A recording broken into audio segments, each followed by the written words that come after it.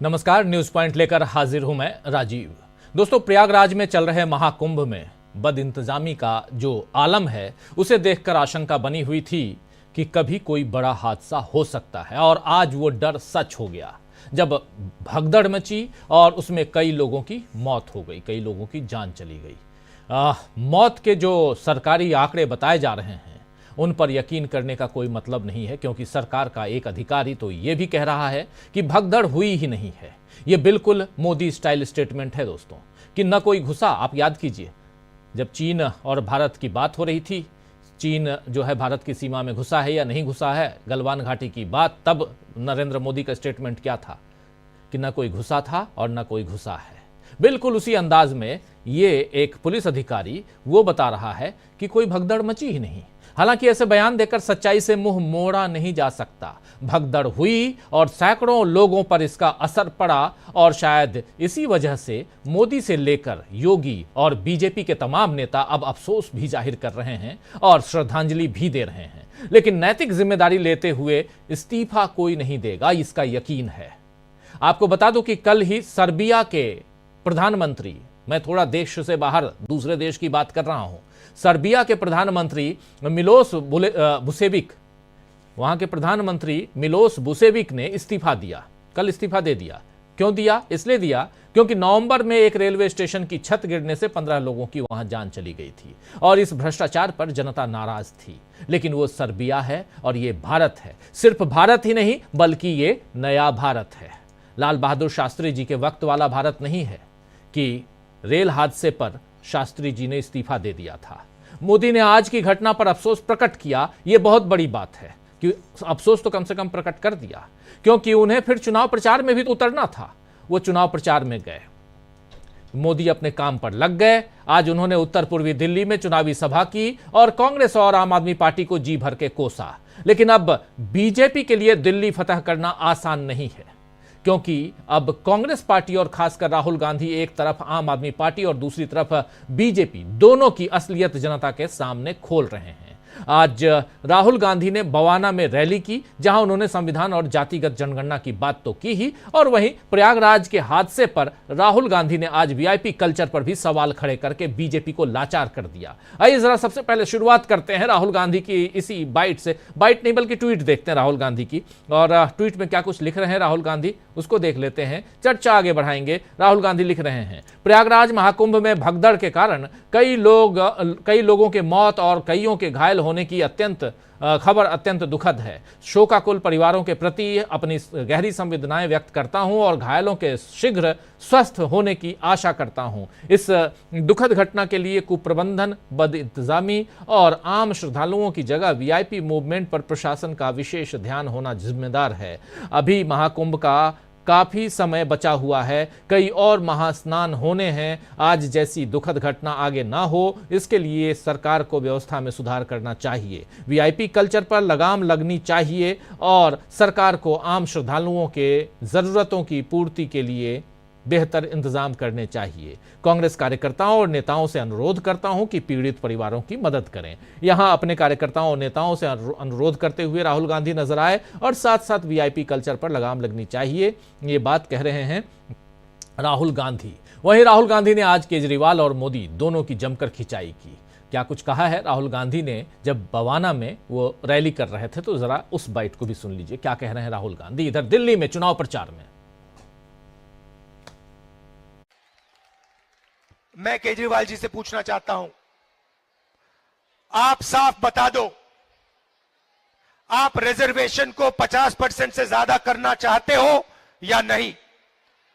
मैं जानता हूं कि केजरीवाल जी और मोदी जी दोनों रिजर्वेशन के खिलाफ हैं, दलितों के खिलाफ हैं, अल्पसंख्यकों के खिलाफ हैं, पिछड़ों के खिलाफ हैं, गरीब लोगों के खिलाफ हैं।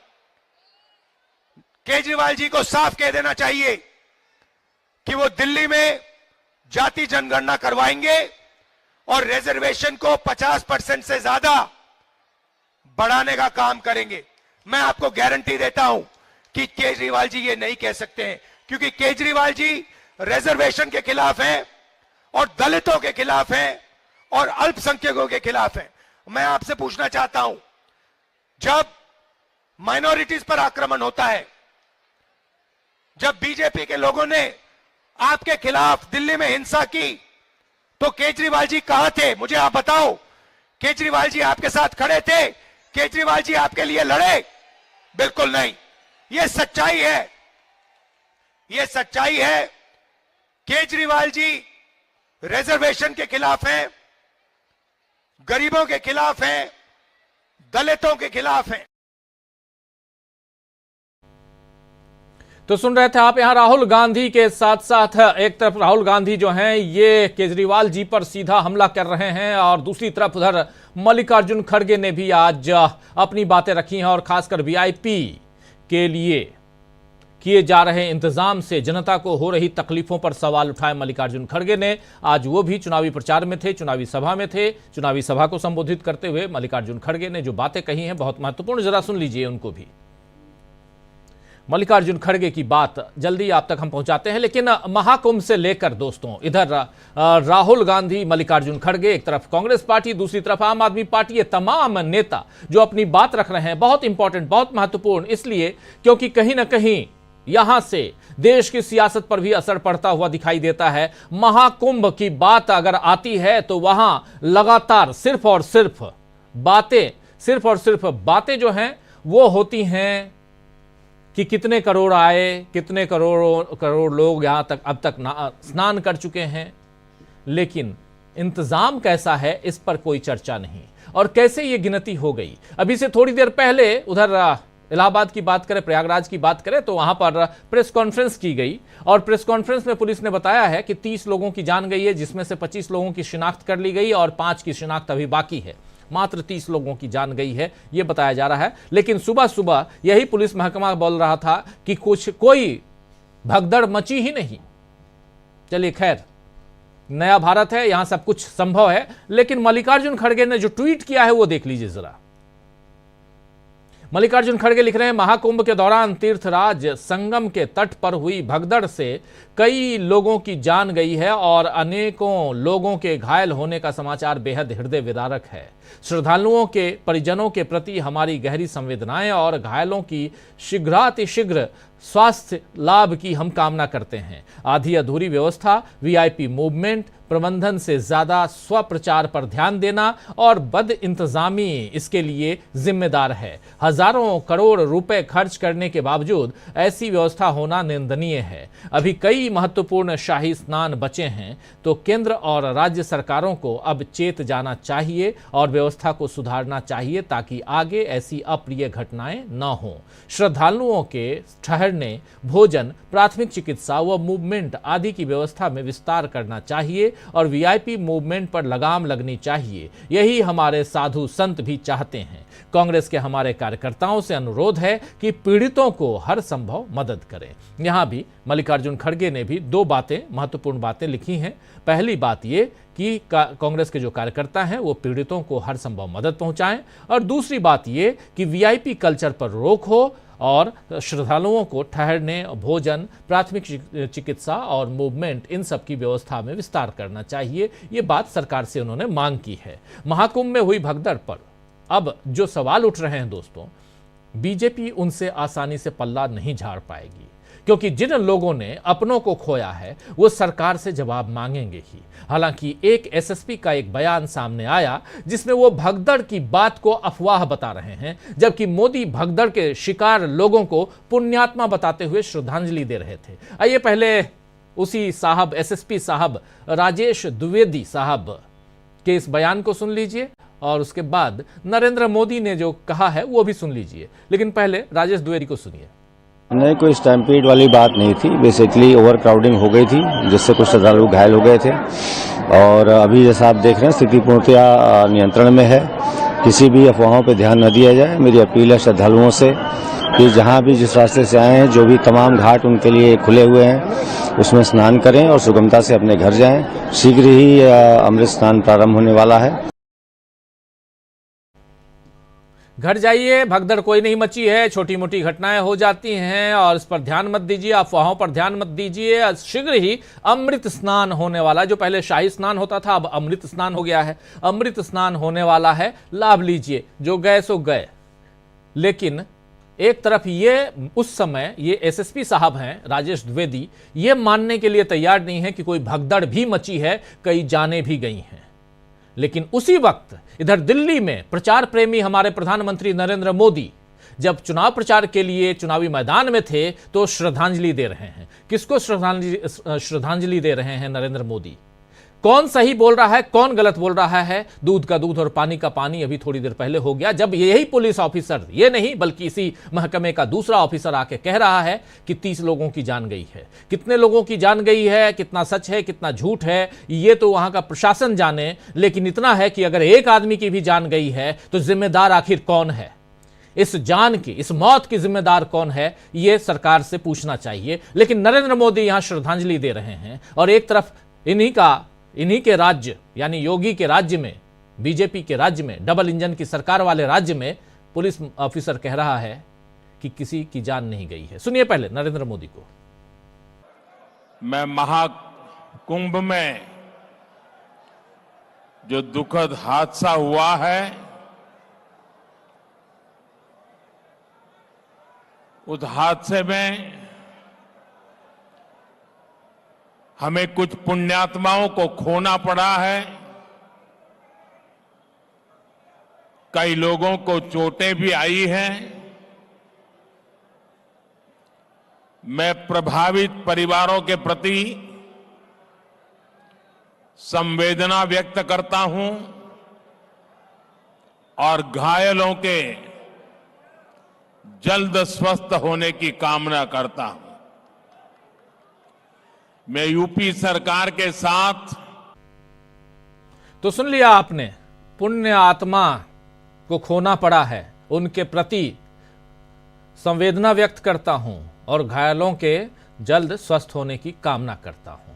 ये प्रधानमंत्री नरेंद्र मोदी। लेकिन उधर अधिकारी साहब जो कह रहे थे वो आप बात सुन रहे हैं। अधिकारी की बात से जाहिर है कि मामले को ढकने की कोशिश की गई, लेकिन सरकार इसमें नाकाम रही और आखिर में अब कहना पड़ा कि 30 लोगों की मौत हुई है। आधिकारिक तौर पर कहना पड़ा है कि 30 जानें गई हैं। महाकुंभ में बदइंतजामी पर अब बीजेपी बुरी तरह फंस गई है और संविधान और लोकतंत्र को चोट पहुंचाने के मामले में तो वो पहले से ही फंसी हुई है। आप जानते हैं, बुरी तरह फंसी हुई बीजेपी अब खुद को बचाने के लिए कौन सा नुस्खा अपना सकती है, आज इसी पर चर्चा करेंगे।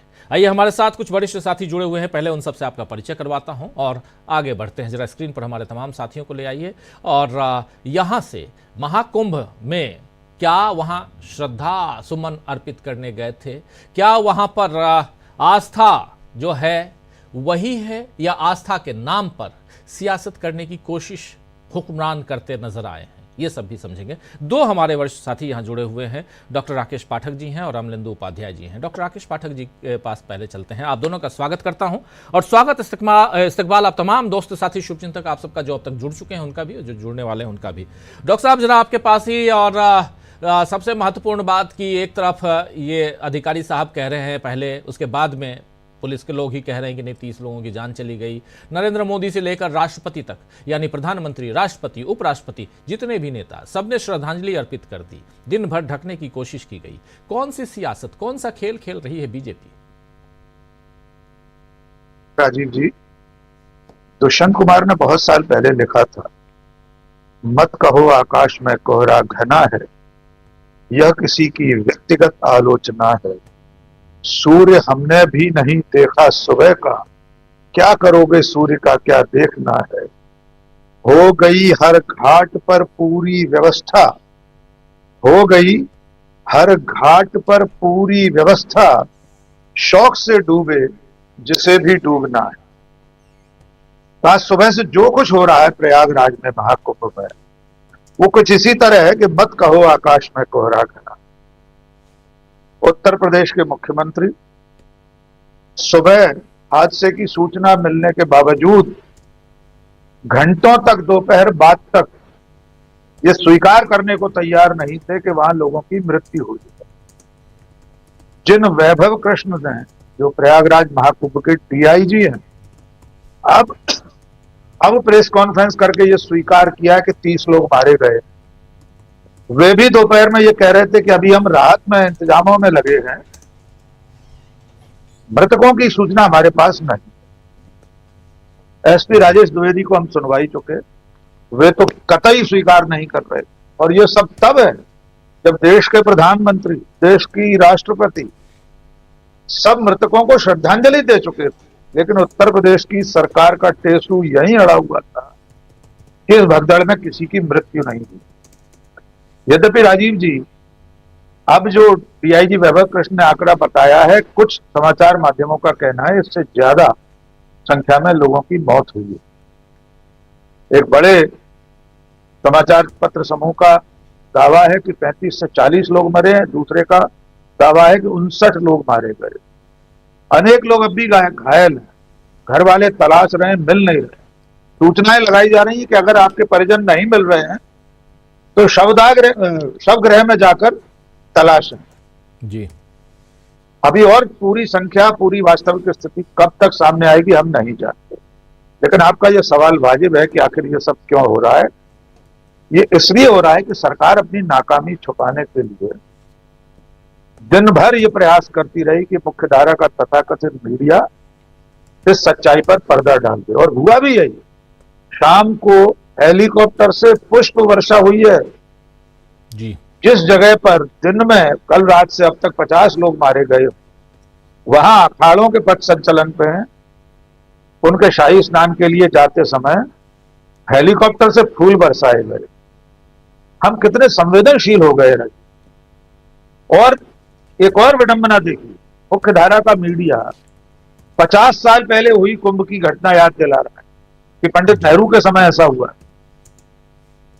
अगर तब भी हुआ था वो भी निंदनीय है। यद्यपि उस वक्त जो घटना हुई थी, एक हाथी के बेकाबू होने और नागा साधुओं ने तलवारें लेकर भक्तों पर हमला कर दिया, इसलिए भगदड़ मची। लेकिन यहां तो बदइंतजामियों के कारण सब हो रहा है। दुर्भाग्य की बात यह है कि इतने बड़े आयोजन में जो दावे किए जा रहे थे, आज भी मुख्यमंत्री कह रहे थे राजीव जी, कि 8-10 करोड़ लोगों के आने की संभावना है। जो लोग एक दिन में 8 से 10 करोड़ लोगों की गिनती कर सकते हैं, वो कौन सी डिवाइस है, कौन सी टेक्निक है, हम नहीं जानते कैसे गिनते हैं। वे लोग मृतकों की संख्या नहीं गिन पा रहे। आपको 50 लोगों की गिनती करने में 18 घंटे लग गए। मतलब जिस प्रशासन ने 10 करोड़ लोग गिन लिए बिना आए, वो सामने रखे हुए शव नहीं गिन पा रहा। जी, और इस मौके पर एक और वैज्ञानिक तथ्य की बात करना जरूरी है राजीव। ये जो हाइप बनाई गई है आयोजन को लेकर, ये अध्यात्म का आयोजन है, धर्म का आयोजन है। ये कोई इवेंट नहीं था कि सरकार ने इसका प्रचार प्रसार किया, मीडिया ने इसे मेला बना दिया। दावे इतने बढ़ चढ़कर किए गए, और उन दावों की बानगी देखिए। मध्य प्रदेश की कुल आबादी 7 करोड़ है। एक दिन में 25 किलोमीटर की परिधि में 50 किलोमीटर मान लीजिए प्रयागराज के आसपास, क्या 10 करोड़ लोग समा सकते हैं? वे अपने दैनिक नित्य कर्म के लिए कहां जाएंगे? कौन से ऐसे परिवहन के साधन हैं जिन साधनों से इतने लोग वहां पहुंच सकते हैं? क्या इतनी ट्रेनें चली हैं? क्या इतने टिकट कटे हैं? जितने टिकट कटे हैं रेलों में, उससे दुगने बिना टिकट भी गिन लीजिए। जी, हवाई जहाज के सारे यात्री गिन लीजिए, पैदल और 4 पहिया वाहनों, 2 पहिया वाहनों से आने वाले भी गिन। तब भी क्या 8 से 10 करोड़ लोग 25 किलोमीटर के रेडियस में समा सकते हैं? तो ये जो हाइप बनाई गई, उसका खामियाजा जनता को भुगतना पड़ रहा है। आम बेकसूर लोग अपनी जान गंवा बैठे। इसके असली जिम्मेदारों की जिम्मेदारी शायद ही कभी तय हो, क्योंकि जिस प्रदेश का मुख्यमंत्री 18 घंटे तक यह स्वीकार करने को तैयार नहीं, राष्ट्रपति और प्रधानमंत्री के ये स्वीकार करने के बावजूद कि कुछ लोग मरे, कुछ लोगों की जान गई है, संख्या उन्होंने भी नहीं खोली थी। ठीक है, हम ये मान सकते हैं राष्ट्रपति प्रधानमंत्री को आधिकारिक संख्या ही बताना चाहिए, तब भी मुख्यमंत्री ने ये स्वीकार नहीं किया। और सुबह से लेकर दोपहर तक उनके ट्विटर हैंडल पर दिल्ली के विधानसभा चुनाव में उनके भाषणों की कतरने लगी थी, जिसमें सिवाय हिंदू मुसलमान के और कुछ नहीं था।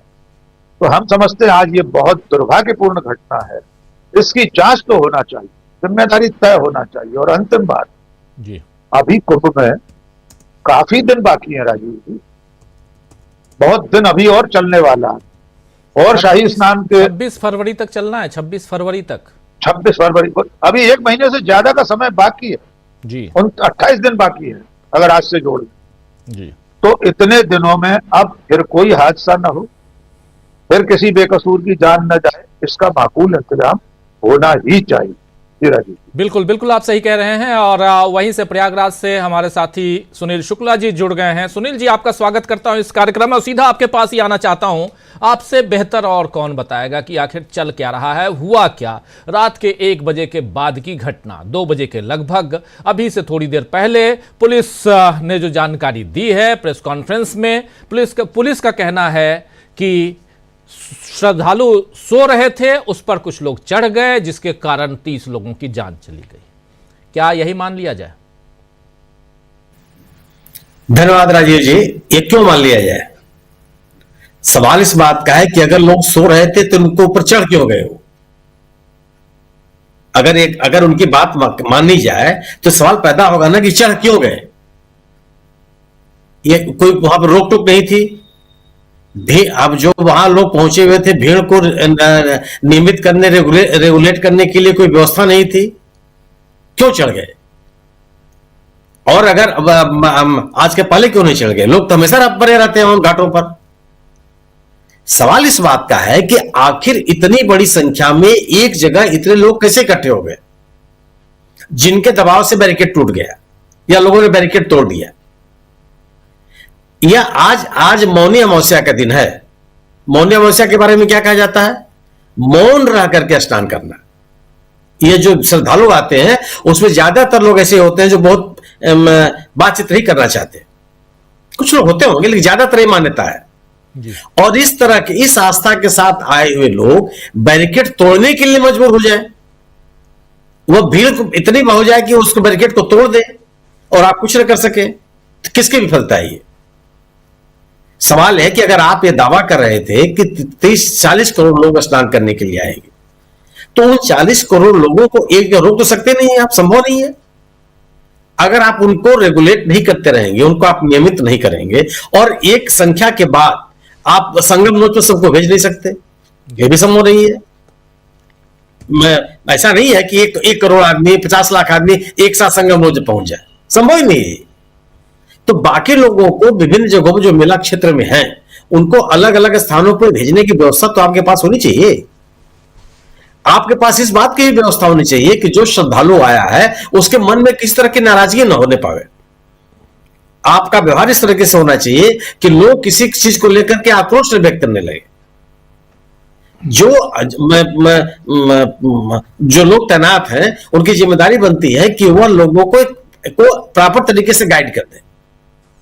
अगर आप पूरे मेले में, मैं मानता हूं कि पूरे शहर के मेला क्षेत्र के बाहर जो शहर का हिस्सा है, आप वहां लिख रहे हैं कि संगम का रास्ता, संगम का रास्ता, संगम का रास्ता, ठीक है, लेकिन मेला क्षेत्र में पहुंच जाने के बाद अन्य घाटों पर जाने का भी तो रास्ता आप इंगित करेंगे जी, कि अन्य घाटी बने। 16 किलोमीटर लंबा आपने घाट बना रखा है। उन घाटों पर जो वहां कल्पवास करने वाले लोग हैं वो नहाते भी रोज है सुबह शाम, लेकिन जो एक अन्य श्रद्धालु आया हुआ है, उस श्रद्धालु को स्नान घाट के बारे में जानकारी देने की जिम्मेदारी किसकी है? अगर वह उन फोटोज को देख रहा है, जिस फोटोज में केंद्रीय मंत्री, प्रदेश सरकार का पूरा मंत्रिमंडल जिस घाट पर स्नान कर रहा है, वो वहीं जाना चाहेगा ना। आप लोग अन्य घाटों के बारे में प्रचार करने के लिए, लोगों को बताने के लिए तो कोई प्रयास किया नहीं जी। सवाल और दूसरी चीज कि लगातार देखिए है क्या कि अगर यह मेला चल रहा है, उस मेला को के आयोजन की जिम्मेदारी आपने कुछ लोगों के ऊपर सौंपी, तो आप उनको काम करने दीजिए। मुख्यमंत्री 1 दर्जन बार आ चुके हैं। केंद्रीय आज 29 तारीख को स्नान है और 27 तारीख को केंद्रीय गृह मंत्री वहां मौजूद हैं। और न केवल मेला क्षेत्र में विभिन्न धर्म गुरुओं के पास जा रहे हैं। जब आप मेला क्षेत्र में मूवमेंट होता है वीवीआईपीस का, तो वहां तमाम तरह की रोक टोक लगती है और लगेगी ही लगेगी, इसको आप टाल नहीं सकते। ये जो संवैधानिक पदों पर बैठे हुए लोग हैं, इनकी सुरक्षा के साथ ही समझौता नहीं किया जा सकता। आप वो भी करेंगे, तो जब आप करेंगे तो लोगों के मन में आक्रोश पैदा होगा। अगर कहीं वो जा रहे होंगे, लगातार आप उनको टोकेंगे, टाकेंगे, नहीं जाने देंगे, घंटों आप उनको रोके रखेंगे, तो लोगों के मन में आक्रोश पैदा होगा कि आखिर क्यों इस तरह की बातें हो रही हैं। कौन ऐसा व्यक्ति है जिसके लिए आप हमको रोक रहे हैं और घंटों मुझको एक जगह रुके रहने के लिए मजबूर कर रहे हैं? दूसरी चीज, वो अगर वो आना चाहता है कहीं और आपने एक पैंटून पुल पर उसको रोक दिया, और वो देख रहा है कि जितने पैंटून पुल पर उसकी निगाह जा रही है सब खाली पड़े हुए हैं। उसके मन में तभी आक्रोश पैदा होगा कि आखिर पैंटून पुलों का उपयोग क्यों नहीं हो रहा, हम क्यों नहीं जाने दिया जा रहा, और आप सबको समझा नहीं सकते, आपके पास कोई ऐसा तंत्र नहीं है। तो एक पहुंचने वाले श्रद्धालुओं को नियमित न कर पाना, ये जगह भीड़ को इकट्ठा होते देना, महत्वपूर्ण व्यक्तियों के पीछे की प्राथमिकता देना, सत्तारूढ़ दल के से जुड़े हुए संगठनों और व्यक्तियों को प्राथमिकता देना, ये तमाम ऐसे कारण हैं जिन कारणों से यह हादसा हुआ। आप ठीक है, मैं मानता हूं कि आपने कहा कि 40 करोड़ आने वाले हो सकता है कोई तंत्र हो आपके पास, आप गिन लें, लेकिन अगर 40 करोड़ लोग आ रहे हैं, आप उसकी उम्मीद कर रहे हैं, तो इन 40 करोड़ लोगों को सुव्यवस्थित तरीके से स्नान करा देना और मेले से बाहर कर देना, इसकी जिम्मेदारी तो आपके ऊपर बनती है। आंकड़े अगर आप बड़े बड़े करेंगे, अगर आप इस आयोजन को इस रूप में प्रस्तुत करने की कोशिश करेंगे कि भूतो न भविष्यति, तो आपके इंतजाम भी इसी तरह से होने चाहिए। अगर आप तीर्थयात्रियों के साथ एक बहुत ही आदरपूर्वक व्यवहार नहीं कर सकते हैं, अगर आपका पुलिसकर्मी उनके साथ बहुत ढंग से व्यवहार नहीं कर सकता, तो आपका तंत्र फेल है जी। ऐसा भी नहीं है कि कोई छोटा 4000 हेक्टेयर क्षेत्र में फैला हुआ है मेला एरिया। बताइए सुनील जी, माफी चाहूंगा, रोकना चाह रहा हूं, एक बात बताइए, आखिर हुआ क्या था? सरकार जो कह रही है, पुलिस जो कह रही थी, वो तो हम लोगों ने सुन लिया, लेकिन चूंकि आप वहीं हैं और आप जा चुके हैं इस महाकुंभ में, स्नान का आनंद ले चुके हैं, इसलिए भी आपसे समझना चाहता हूं कि आखिर हुआ क्या जानकारी है? मैं तो राजीव जी लगभग रोज जाता हूं जी, रुक रहता भी वहां पे, कई बार रुक भी गया, देर रात तक रुक गया। सवाल इस देखिए, घटना का कारण यह है कि आज स्नान का दिन है। स्नान के दिन में स्थिति यह थी कि दो क्षेत्र, आप कह सकते हैं कि 3 इलाके हैं मिला के, एक अरैल का इलाका है, एक दारागंज का क्षेत्र है, शहर का इलाका शहर की साइड से, और झूसी साइड से। लोगों को, जो लोग शहर की तरफ से आ रहे थे, वो सीधे संगम की तरफ जा रहे थे। जो अखाड़ा मार्ग है, अखाड़ा मार्ग का मतलब उस मार्ग से जहां पे शाही स्नान के लिए विभिन्न अखाड़ों को संगम तक आना होता है, वो अखाड़ा मार्ग खाली रखा जाता है। उस पर आवाज सामान्य तीर्थयात्रियों को आने जाने की अनुमति नहीं होती है। जो एक जत्था था, बहुत देर से रुका हुआ था, वो उसी अखाड़े मार्ग के पास जो बैरिकेटिंग की गई थी, उसके पास वो जाने के लिए बात कर रहा था। पुलिस उनको रोक रही थी। जब वो ज्यादा भीड़ बढ़ गई तो उन लोगों ने उस बैरिकेड को तोड़ दिया। भीड़ का इतना दबाव था कि टूट गया, और वो तेजी के साथ संगम की तरफ गए। संगम के घाट पर निश्चित रूप से देर रात से ही, या देर शाम से कह सकते हैं आप, लोग इकट्ठा होना शुरू हो जाते हैं। उसमें प्राथमिकता उनकी होती है कि स्नान रहेंगे, और जो स्नान का क्रम शुरू होगा, नहाएंगे, नहा करके आगे निकल जाएंगे। तो जब वो भीड़ आगे बढ़ी, उसमें बढ़ती हुई भीड़ में कुछ लोग जमीन पर गिर पड़े, और कुछ लोग उस भीड़ के दबाव में, वो लोग भी चपेट में आ गए जो वहां पहले से बैठे हुए थे, लेटे हुए थे। इस कारण से भगदड़ मची, दबाव के कारण जो उस रास्ते पर जाना चाहते थे, और जो लोग थे वहां पर एकत्रित होने में पुलिस उनको नाकाम, एकत्रित होने से रोकने में पुलिस वहां नाकाम रही। आप आमतौर पर इस तरह के आयोजनों में, या पहले भी हम देखते रहे इसी कुंभ को लेकर के, कि भीड़ को एक जगह एकत्रित होने नहीं देते हैं। वो कोशिश करते हैं कि लोग चलते रहे, और अगर आप आ रहे, जो लोग आ रहे हैं उनको विभिन्न घाटों पर नहीं भेजेंगे, तो निश्चित रूप से आप इतने लोग इकट्ठे हो जाएंगे एक जगह पर आकर के। अगर आप जो आपने लंबा चौड़ा घाट बनाया है, अगर उन जगहों पर आप लोगों के पास कोई दिशा निर्देश नहीं रहेगा, उनको कोई गाइड करने वाला नहीं रहेगा, बताने वाला नहीं रहेगा, तो लोग संगम मोर्च पे इकट्ठे होते चले जाएंगे, और संगम मोर्च पे इतनी जगह नहीं होती। सवाल नहीं इतना तक कि इतनी बड़ी संख्या में लोग इकट्ठे हो जाए। तो घटना केवल एक घटना इस तरह से हुई है कि अखाड़ा मार्ग पर चलने की कोशिश और पुलिस द्वारा की गई व्यवस्था का विफल हो जाना।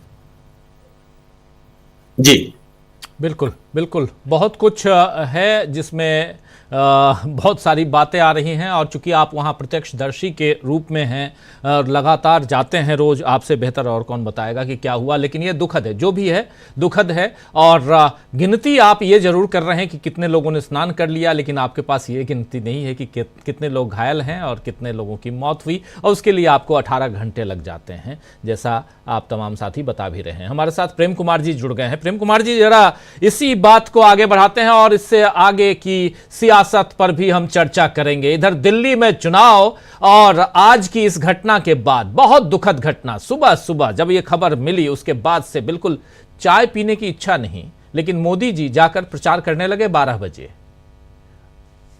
क्या सियासत है प्रेम कुमार जी, कैसी सियासत है जहां संवेदना नाम की चीज नहीं है? और इतने ही नहीं, बल्कि फूलों की बारिश करवा रहे हो आप जब स्नान हो रहा है तब। थोड़ा तो शर्म करते, बेशर्मी की हद है। लेकिन खैर, हमारे साथ जुड़ गए हैं प्रशांत टंडन जी भी। प्रशांत जी, आपका भी स्वागत करता हूं इस कार्यक्रम में। प्रेम कुमार जी, आपका भी स्वागत है। और सीधा आपके पास ही, ये सियासत किस दिशा में जा रही है प्रेम कुमार जी? जी शुक्रिया राजीव जी।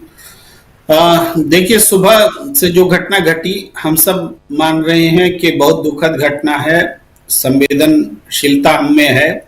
लेकिन क्या वास्तव में इस दुखद घटना को दुखद वो लोग मान रहे हैं जो आयोजक हैं, जो लोग अपने कार्यक्रम की सफलता का दावा कर रहे हैं?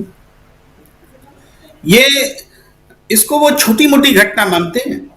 भाई, इतनी बड़ी घटना हुई तो ये तो छोटी मोटी घटना हो ही जाती है। इसी रूप में सबका रवैया दिखा है। आप देखेंगे, ये जब घटना घटी तो उसके सुबह सुबह योग गुरु रामदेव वगैरह तो स्नान कर चुके थे, उनकी विजुअल्स आ रहे थे, स्नान कर रहे थे। टीवी चैनल दिखा रहा था शाही स्नान स्थगित, देर में होगा, प्रतीकात्मक होगा, ऐसे वैसे भ्रम फैला रहे थे कि क्या हो रहा है वो बता भी नहीं रहे थे। लेकिन ये लोग जाके स्नान कर रहे थे। और दूसरी बात यह है कि जो पीड़ितों की पीड़ा है, वो अगर समूह में थे, अगर 9 लोगों का समूह है, उसमें 2 मर गए, तो वो लाश के साथ में रो रहे थे, तो पुलिस ने उनको आगे बढ़ो बोल के खदेड़ दिया, लाश से भी अलग कर दिया। और ऐसी एक नहीं, कम से कम 2 बाइट तो मैंने सुनी है जो रोते रोते बता रहे थे जी। तो आप समझिए, लाश से परिजनों को अलग कर देने का क्या उद्देश्य हो सकता है? क्या मतलब लाशों की गिनती छिपाई जाना इसका मतलब? तो गंगा में बहा दिए गए कि बह गए, कोई नहीं जानता। गिनती देर से पता चलने का कारण होता है। अफवाह मत फैलाइए, अफवाह फैलाने का है, फैलने का कारण होता है कि आप सच नहीं बताते हैं, छुपाते हैं जनता से। तो फिर अब ऐसी घटनाएं घटती है तो लोग सोचेंगे ना कि गए कहां लोग, इतनी भगदड़ हुआ क्या? ये तो एक पहलू है। दूसरा इसका पहलू ये है, वो अफसर जो चोंगा लेकर के माइक में बोल रहा है कि भगदड़ की संभावना है, आप लोग रात में आ गए हैं, उठ जाइए और जल्दी जल्दी स्नान कर लीजिए। बताइए, कोई बड़ा अधिकारी भगदड़ की संभावना भीड़ में, ये खुलेआम बताया जा रहा है। और उसके बाद घटना घट जाती है। घटना घटने के बाद दूरदर्शन का रवैया देखिए। दूरदर्शन, या मैं पूरी मीडिया को बोलता हूं, लेकिन दूरदर्शन को खास तौर से जो एयर विजुअल दिखा रहा था, एरियल विजुअल जिसको बोलते हैं, ड्रोन विजुअल्स, और बता रहा कुछ सामान्य हो गया है, लोग स्नान करने लगे हैं। तो ये हादसा बड़ी बात नहीं है, सब स्नान करने लगे हैं। थोड़ा आगे आ जाइए जी, आवाज आपकी कट रही है। जबकि पत्रकारों की जिम्मेदारी, जो घटना घटी है उसके कारणों की, उसके जिम्मेदार लोगों के लापरवाही की, लाश कहां है, परिजन की पीड़ा क्या है, वो लोग ये उनको कैसे बताए, कैसे कोई टोल है, इन सब चीजों के लिए होती है। कहीं दिखा क्या? इनमें से कोई भी काम पत्रकार करता दिखा क्या? दूरदर्शन तो मैं बता रहा हूं कि एरियल व्यू दे रहा था कि देखिए सब कुछ सामान्य चल रहा है, लोग फिर से नहाने लगे हैं, कुंभ जारी है, ये बताने में लगा। ये दूसरा पहलू है। तीसरा पहलू राजनीतिक है जो आप बता रहे हैं। ये जो सारी घटना की जड़ में है वो क्या है?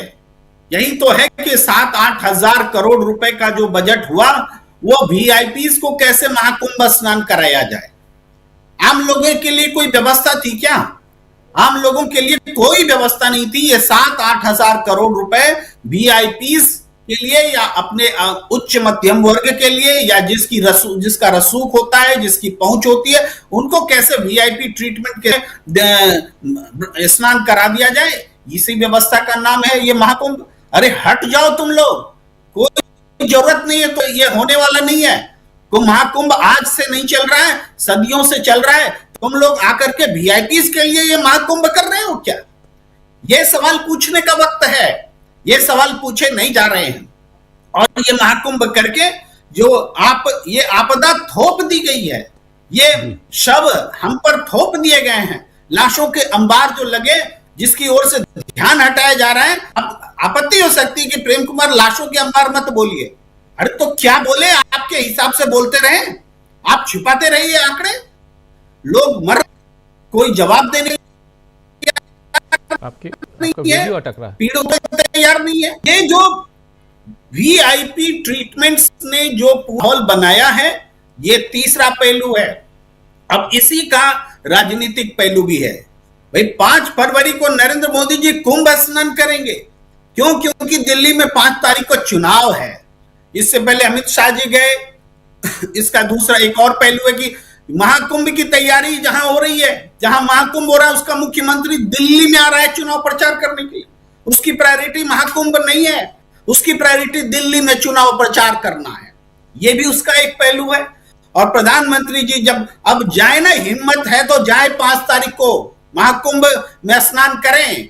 वो वोटों की जो आप जितनी डुबकी लगाएंगे, उससे न जाने कितने लाख गुना वोट आपके कट जाने वाले हैं। आप लगाइए जाके डुबकी, जैसे अयोध्या में आपने किया और हारे देश का चुनाव। आप जाइए महाकुंभ में, लगाइए डुबकी। मैं कौन होता हूं चुनौती देने वाला, लेकिन मैं देखना भी चाहता हूं। लगाइए डुबकी। दिल्ली के चुनाव आप हार नहीं जाते हैं तो हम अपना नाम बदल देंगे। ये है, आप जनता की इमोशंस से आप खेल रहे हैं। आप खेलिए और खेलिए जाकर के। ये प्रधानमंत्री का ये एटीट्यूड होगा? चुनाव के दिन में महाकुंभ में स्नान करेंगे? इसी सब के वजह से सबको पता है कि भाई काम जो है, एडवर्टाइज ज्यादा करो, काम कम करो, हल्ला ज्यादा करो, काम कम करो। चुनाव से इस पूरे महाकुंभ में आपने देखा होगा सबसे ज्यादा सवाल किसने उठाए? सबसे ज्यादा सवाल अखिलेश यादव ने उठाए। एक तस्वीरें रह कर व्यवस्था की वो बताते रहे, लेकिन मीडिया क्या करता रहा? मीडिया करता रहा कि अखिलेश यादव जो हैं वो हिंदू विरोधी हैं, महाकुंभ पर सवाल उठा रहे हैं और महाकुंभ उनसे बच नहीं रहा है। हिम्मत है तो मुसलमानों के इस पर पर्व पर सवाल उठाकर इस तरह की वाहियात बातें करता रहा। आज बताइए, सच्चा हिंदू, वो जो महाकुंभ की अकुव्यवस्था पर उंगली उठा रहा था, वो सच्चा हिंदू है कि वो उसकी जो पर्देदारी कर रहा था, जिसकी परिणति लाशों के ढेर में हुई है, वो सच्चा हिंदू है? ये आज डिबेट होनी चाहिए कि तुम बताओ, जवाब दो, नहीं तो तुम हिंदू नहीं हो, हिंदुओं के हत्यारे हो।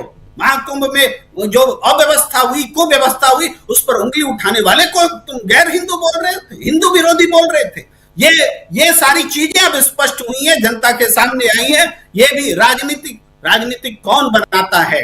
जब आप महाकुंभ को अपनी सरकार की, अपने पार्टी की, अपने 80-20 वाले नारे की जब जीत के तौर पर दिखाते हैं, तब ये राजनीति होती है। और लाशों की राजनीति इसी का नाम है, और कुछ नहीं होता है लाशों की राजनीति। लाश के प्रति आपकी कोई संवेदना नहीं है।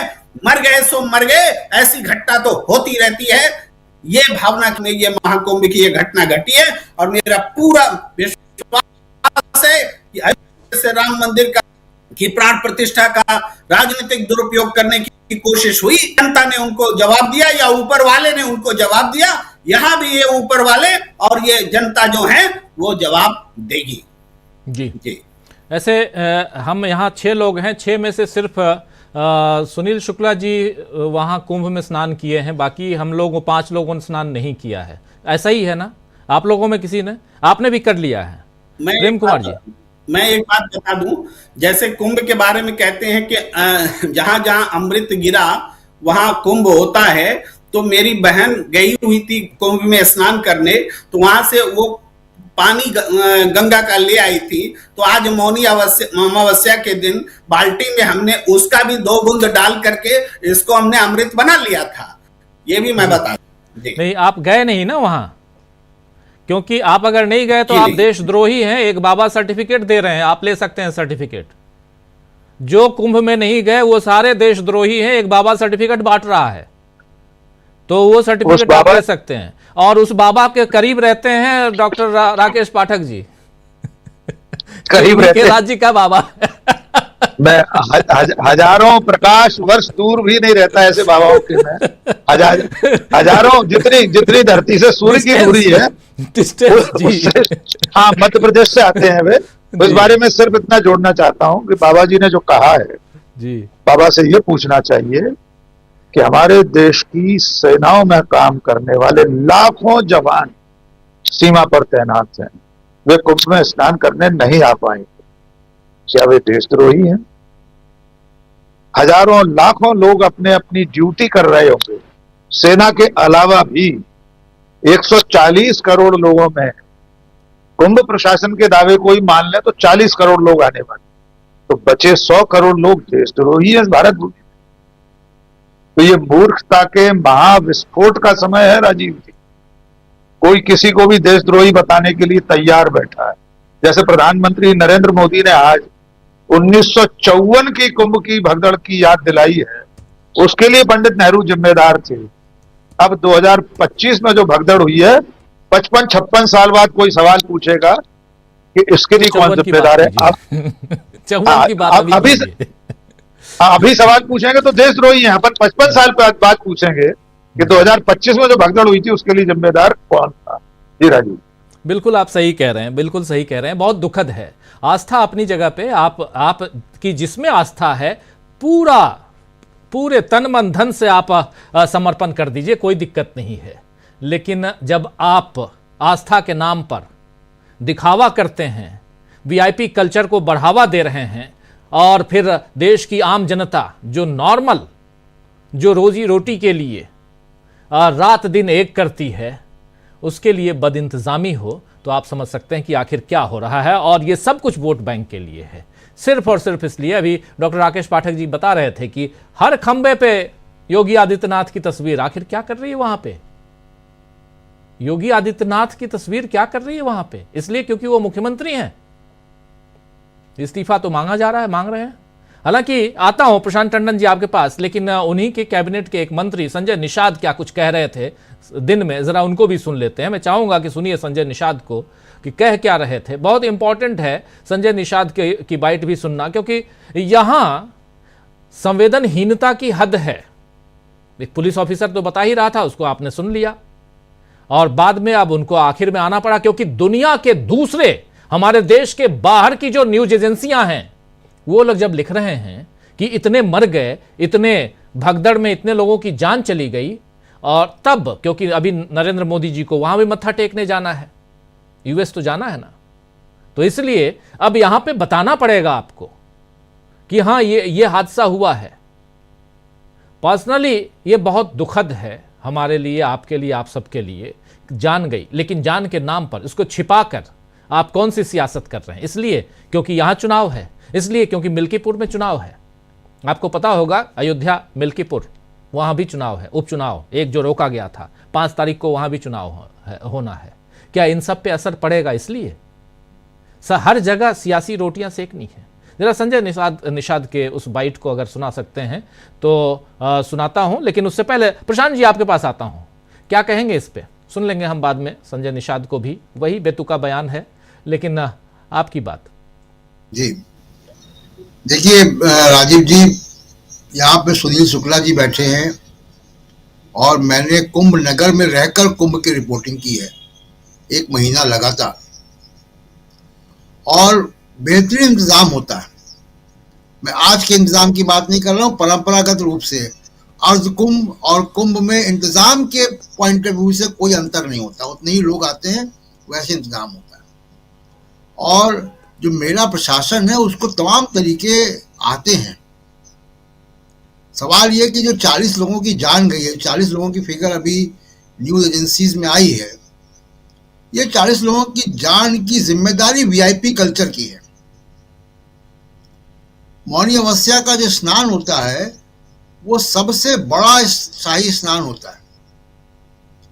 इसी की भीड़ को मद्देनजर रख के सारी तैयारी की जाती है वहां। मैं आपको अपना आंखों देखा वाकया बता सकता हूं कि एक कुंभ में हम लोग मीडिया टावर में थे, संगम में, और वहां भगदड़ मची। 30 सेकंड के अंदर वो भगदड़ लोगों का घनत्व था भीड़ का, वो छट गया और वहां पे केवल चप्पलें दिखाई दी। कोई घायल नहीं हुआ, कोई किसी की मौत नहीं हुई। ऐसा क्यों होता था? क्योंकि वहां पे सीसीटीवी कैमरा लगे हुए जगह जगह। जो बैरिकेटिंग है उसकी जो व्यू रचना है वो बिल्कुल चक्रव्यूह जैसी होती है, और उसकी ट्रैफिक स्कीम्स होती हैं। जब मैं कवर कर रहा था तो तब 21 ट्रैफिक स्कीम थी कि कहीं पे भी किसी भी सीसीटीवी कैमरा की रेंज में अगर लोगों की संख्या बढ़ रही है तो पीछे के गेट बंद हो जाएंगे, आगे खुल जाएंगे। अब तो 30 साल, मैं आपको 30 साल पहले की मैं बता रहा हूँ, अब तो 30 साल में टेक्नोलॉजी बहुत आगे जा चुकी है। अब तो रोबोटिक कैमराज हैं, तमाम तरीके के सेंसर्स हैं। हुआ यह है कि और शाही स्नान के दिनों में किसी वीआईपी को कोई इजाजत नहीं होती थी कभी भी। मैंने वहां कुंभ नगरी में कभी भी किसी नेता के पोस्टर नहीं देखे थे। वहां का वीआईपी जो अखाड़े के महंत है वो वीआईपी होते हैं, उनका रास्ता अलग होता है और वो पहले शाही स्नान करते हैं और उसके बाद बाकी लोगों के लिए स्नान खुलता है, लेकिन वो रास्ते अलग अलग हैं। तो अगर वीआईपी वहां जाएंगे, जाहिर सी बात है कि प्रशासन का अमला विचलित होगा, लगेगा डिप्लॉयमेंट अलग तरीके से होता है उनका वीआईपी का, उसमें कहीं ना कहीं डिस्टर्बेंस होता है। और वही हुआ होगा कि वीआईपी कल्चर की वजह से। कहाँ कुंभ में कभी आपने देखा इतने सालों में कि वहां पूरा कैबिनेट गया हो और पानी में खेल रहे हो, रील बना रहे हो? तो प्रशासन अगर मंत्रियों के रील बनवाएगा वहां खड़े होके, तो जाहिर सी बात है कि प्रशासन की जो जिम्मेदारी है उससे ध्यान भटकेगा। ऐसा कोई कारण नहीं दिखता मुझको कि कोई भीड़ आई और उसने बैरिकेड तोड़ दिया। बैरिकेड तोड़ दिया तो आगे रुक जाएंगे, पीछे की भीड़ कंट्रोल हो जाएगी। वो तो बहुत पुख्ता इंतजाम है। तो कंट्रोल रूम से मतलब 100-150 जगह पे कैमरे लगे होते हैं, कि पॉइंट पे कैमरे लगे होते हैं और वो मॉनिटरिंग होती है। कहीं कुछ गड़बड़ हुआ है, कहीं कोई एसओपी फॉलो नहीं हुआ है, कुछ लोगों की लापरवाही हुई है या कोई डिस्ट्रैक्शन हुआ है, वरना जो इतना पुख्ता इंतजाम मेला प्रबंधन का होता है प्रयाग में, उसमें ये संभव नहीं आज की तारीख में। मैं तो खुद इसको कई बार देख चुका हूं। कई बार लगता है कि दुर्घटना हो जाएगी, लेकिन वो 30 सेकंड के अंदर, 40 सेकंड के अंदर भीड़ कंट्रोल हो जाती है, क्योंकि वो कैमरे से वॉच करते हैं टीवी कंट्रोल रूम से और तुरंत मैसेज कन्वे होता है और 15-20 सेकंड के अंदर वो भीड़ नियंत्रित हो जाती है, वो भीड़ को डाइवर्ट कर देते हैं जी। अभी सुनील जी बता रहे थे, मैंने भी पढ़ा, 20-22 किलोमीटर दूर आप चक्कर लगवा रहे हैं तीर्थ यात्रियों का। कितने बुजुर्ग लोग आते हैं, कितने क्या लोग होते हैं, क्या? क्योंकि आपको वीआईपी को सुविधा देनी है। देखिए जो अखाड़े हैं वहां पे, अखाड़े तो कुंभ नगर में ही हैं और उनका रास्ता निश्चित है, वो किसी को डिस्टर्ब नहीं करते। लेकिन अगर किसी वीआईपी के लिए आपको इंतजाम करना है तो आपको व्यवस्था कुछ ना कुछ बदलनी पड़ती है। ये वीआईपी कल्चर की वजह से दुर्घटना हुई है। बिल्कुल बिल्कुल वहां सही पे आप कह फिर रहे हैं। मिनिस्टर जा रहे हैं, वहां मिनिस्टर जा रहे हैं, मुख्यमंत्रियों के पोस्टर लगे हुए हैं वहां पे। योगी आदित्यनाथ अपनी राजनीति, अपनी जो है मोदी के बाद अपनी जो दावेदारी है वो उसको वहां पे साबित करने के लिए पोस्टर लगे हुए हैं उनके। ऐसी मीडिया में तमाम रिपोर्ट्स आ रही हैं, हर कदम पे पोस्टर लगा हुआ उनका। किसकी क्यों आवश्यकता है इसकी? ये मैं ये नहीं कह रहा हूं कि वो पोस्टर ने कुछ डिस्ट्रैक्ट कर दिया। इस पोस्टर से, इन पोस्टरों से आपकी प्राथमिकता नजर आती है कि आपकी प्राथमिकता अपनी ब्रांड बिल्डिंग है। आपकी प्राथमिकता सुचारू रूप से बिना किसी की नुकसान हुए एक मेले को जो है, मेले के प्रबंधन को ठीक ठाक ढंग से किया जाए। सही कहा। वहां पे बहुत सारे लोग, बहुत से अधिकारी पुराने होंगे और सबको आइडिया होता है बहुत। उसके कॉन्ट्रैक्टर्स कुंभ के, उसके टेंट वाले, उसके तमाम रास्ते बनते हैं स्टील के शीट्स के, वो सब कॉन्ट्रैक्टर, सबको एक तरीके से ट्रेनिंग है कितने सालों से उस कुंभ, माघ मेला, अर्ध कुंभ को ऑर्गेनाइज करते करते। लेकिन अगर वीआईपी मूवमेंट की वजह से सब व्यवस्था अस्त व्यस्त करेंगे तो दुर्घटनाएं होंगी। बहुत असंवेदनशील है जिस तरीके से रैलियां हो रही हैं। आपको 40 लोग मरे हैं, 40 लोगों की मौत हुई है, आपको वहां पे जाना चाहिए था। नहीं जा सकते तो कम से कम अपने राजनीतिक कार्यक्रम स्थगित करें। बिल्कुल जाना तो नहीं चाहिए, क्योंकि ऐसी जगह पे आप जाएंगे तो फिर वही होगा कि सारा इंतजाम अस्त व्यस्त होगा।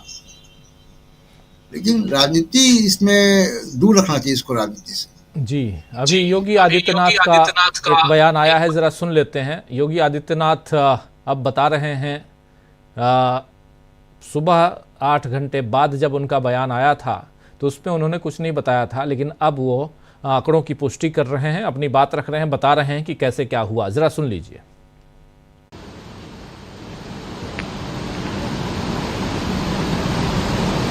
महाकुंभ प्रयागराज का आज मौनी अमावस्या का मुख्य स्नान है और कल सायंकाल 7 बजे से ही काफी बड़ी संख्या में श्रद्धालुजन प्रयागराज पहुंच करके स्नान भी कर रहे थे और काफी बड़ी संख्या में श्रद्धालुजन ब्रह्म मुहूर्त का भी इंतजार कर रहे थे। एक दुर्भाग्यपूर्ण हादसा इसी दौरान अखाड़ा मार्ग पर संगम के तट पर हुआ, जिसमें 90 से ज्यादा लोग गंभीर रूप से या सामान्य रूप से घायल हुए। यह हादसा भारी भीड़ के द्वारा अखाड़ा मार्ग के बैरिकेडिंग्स को तोड़ने और उसके बाद उससे कूद करके जाने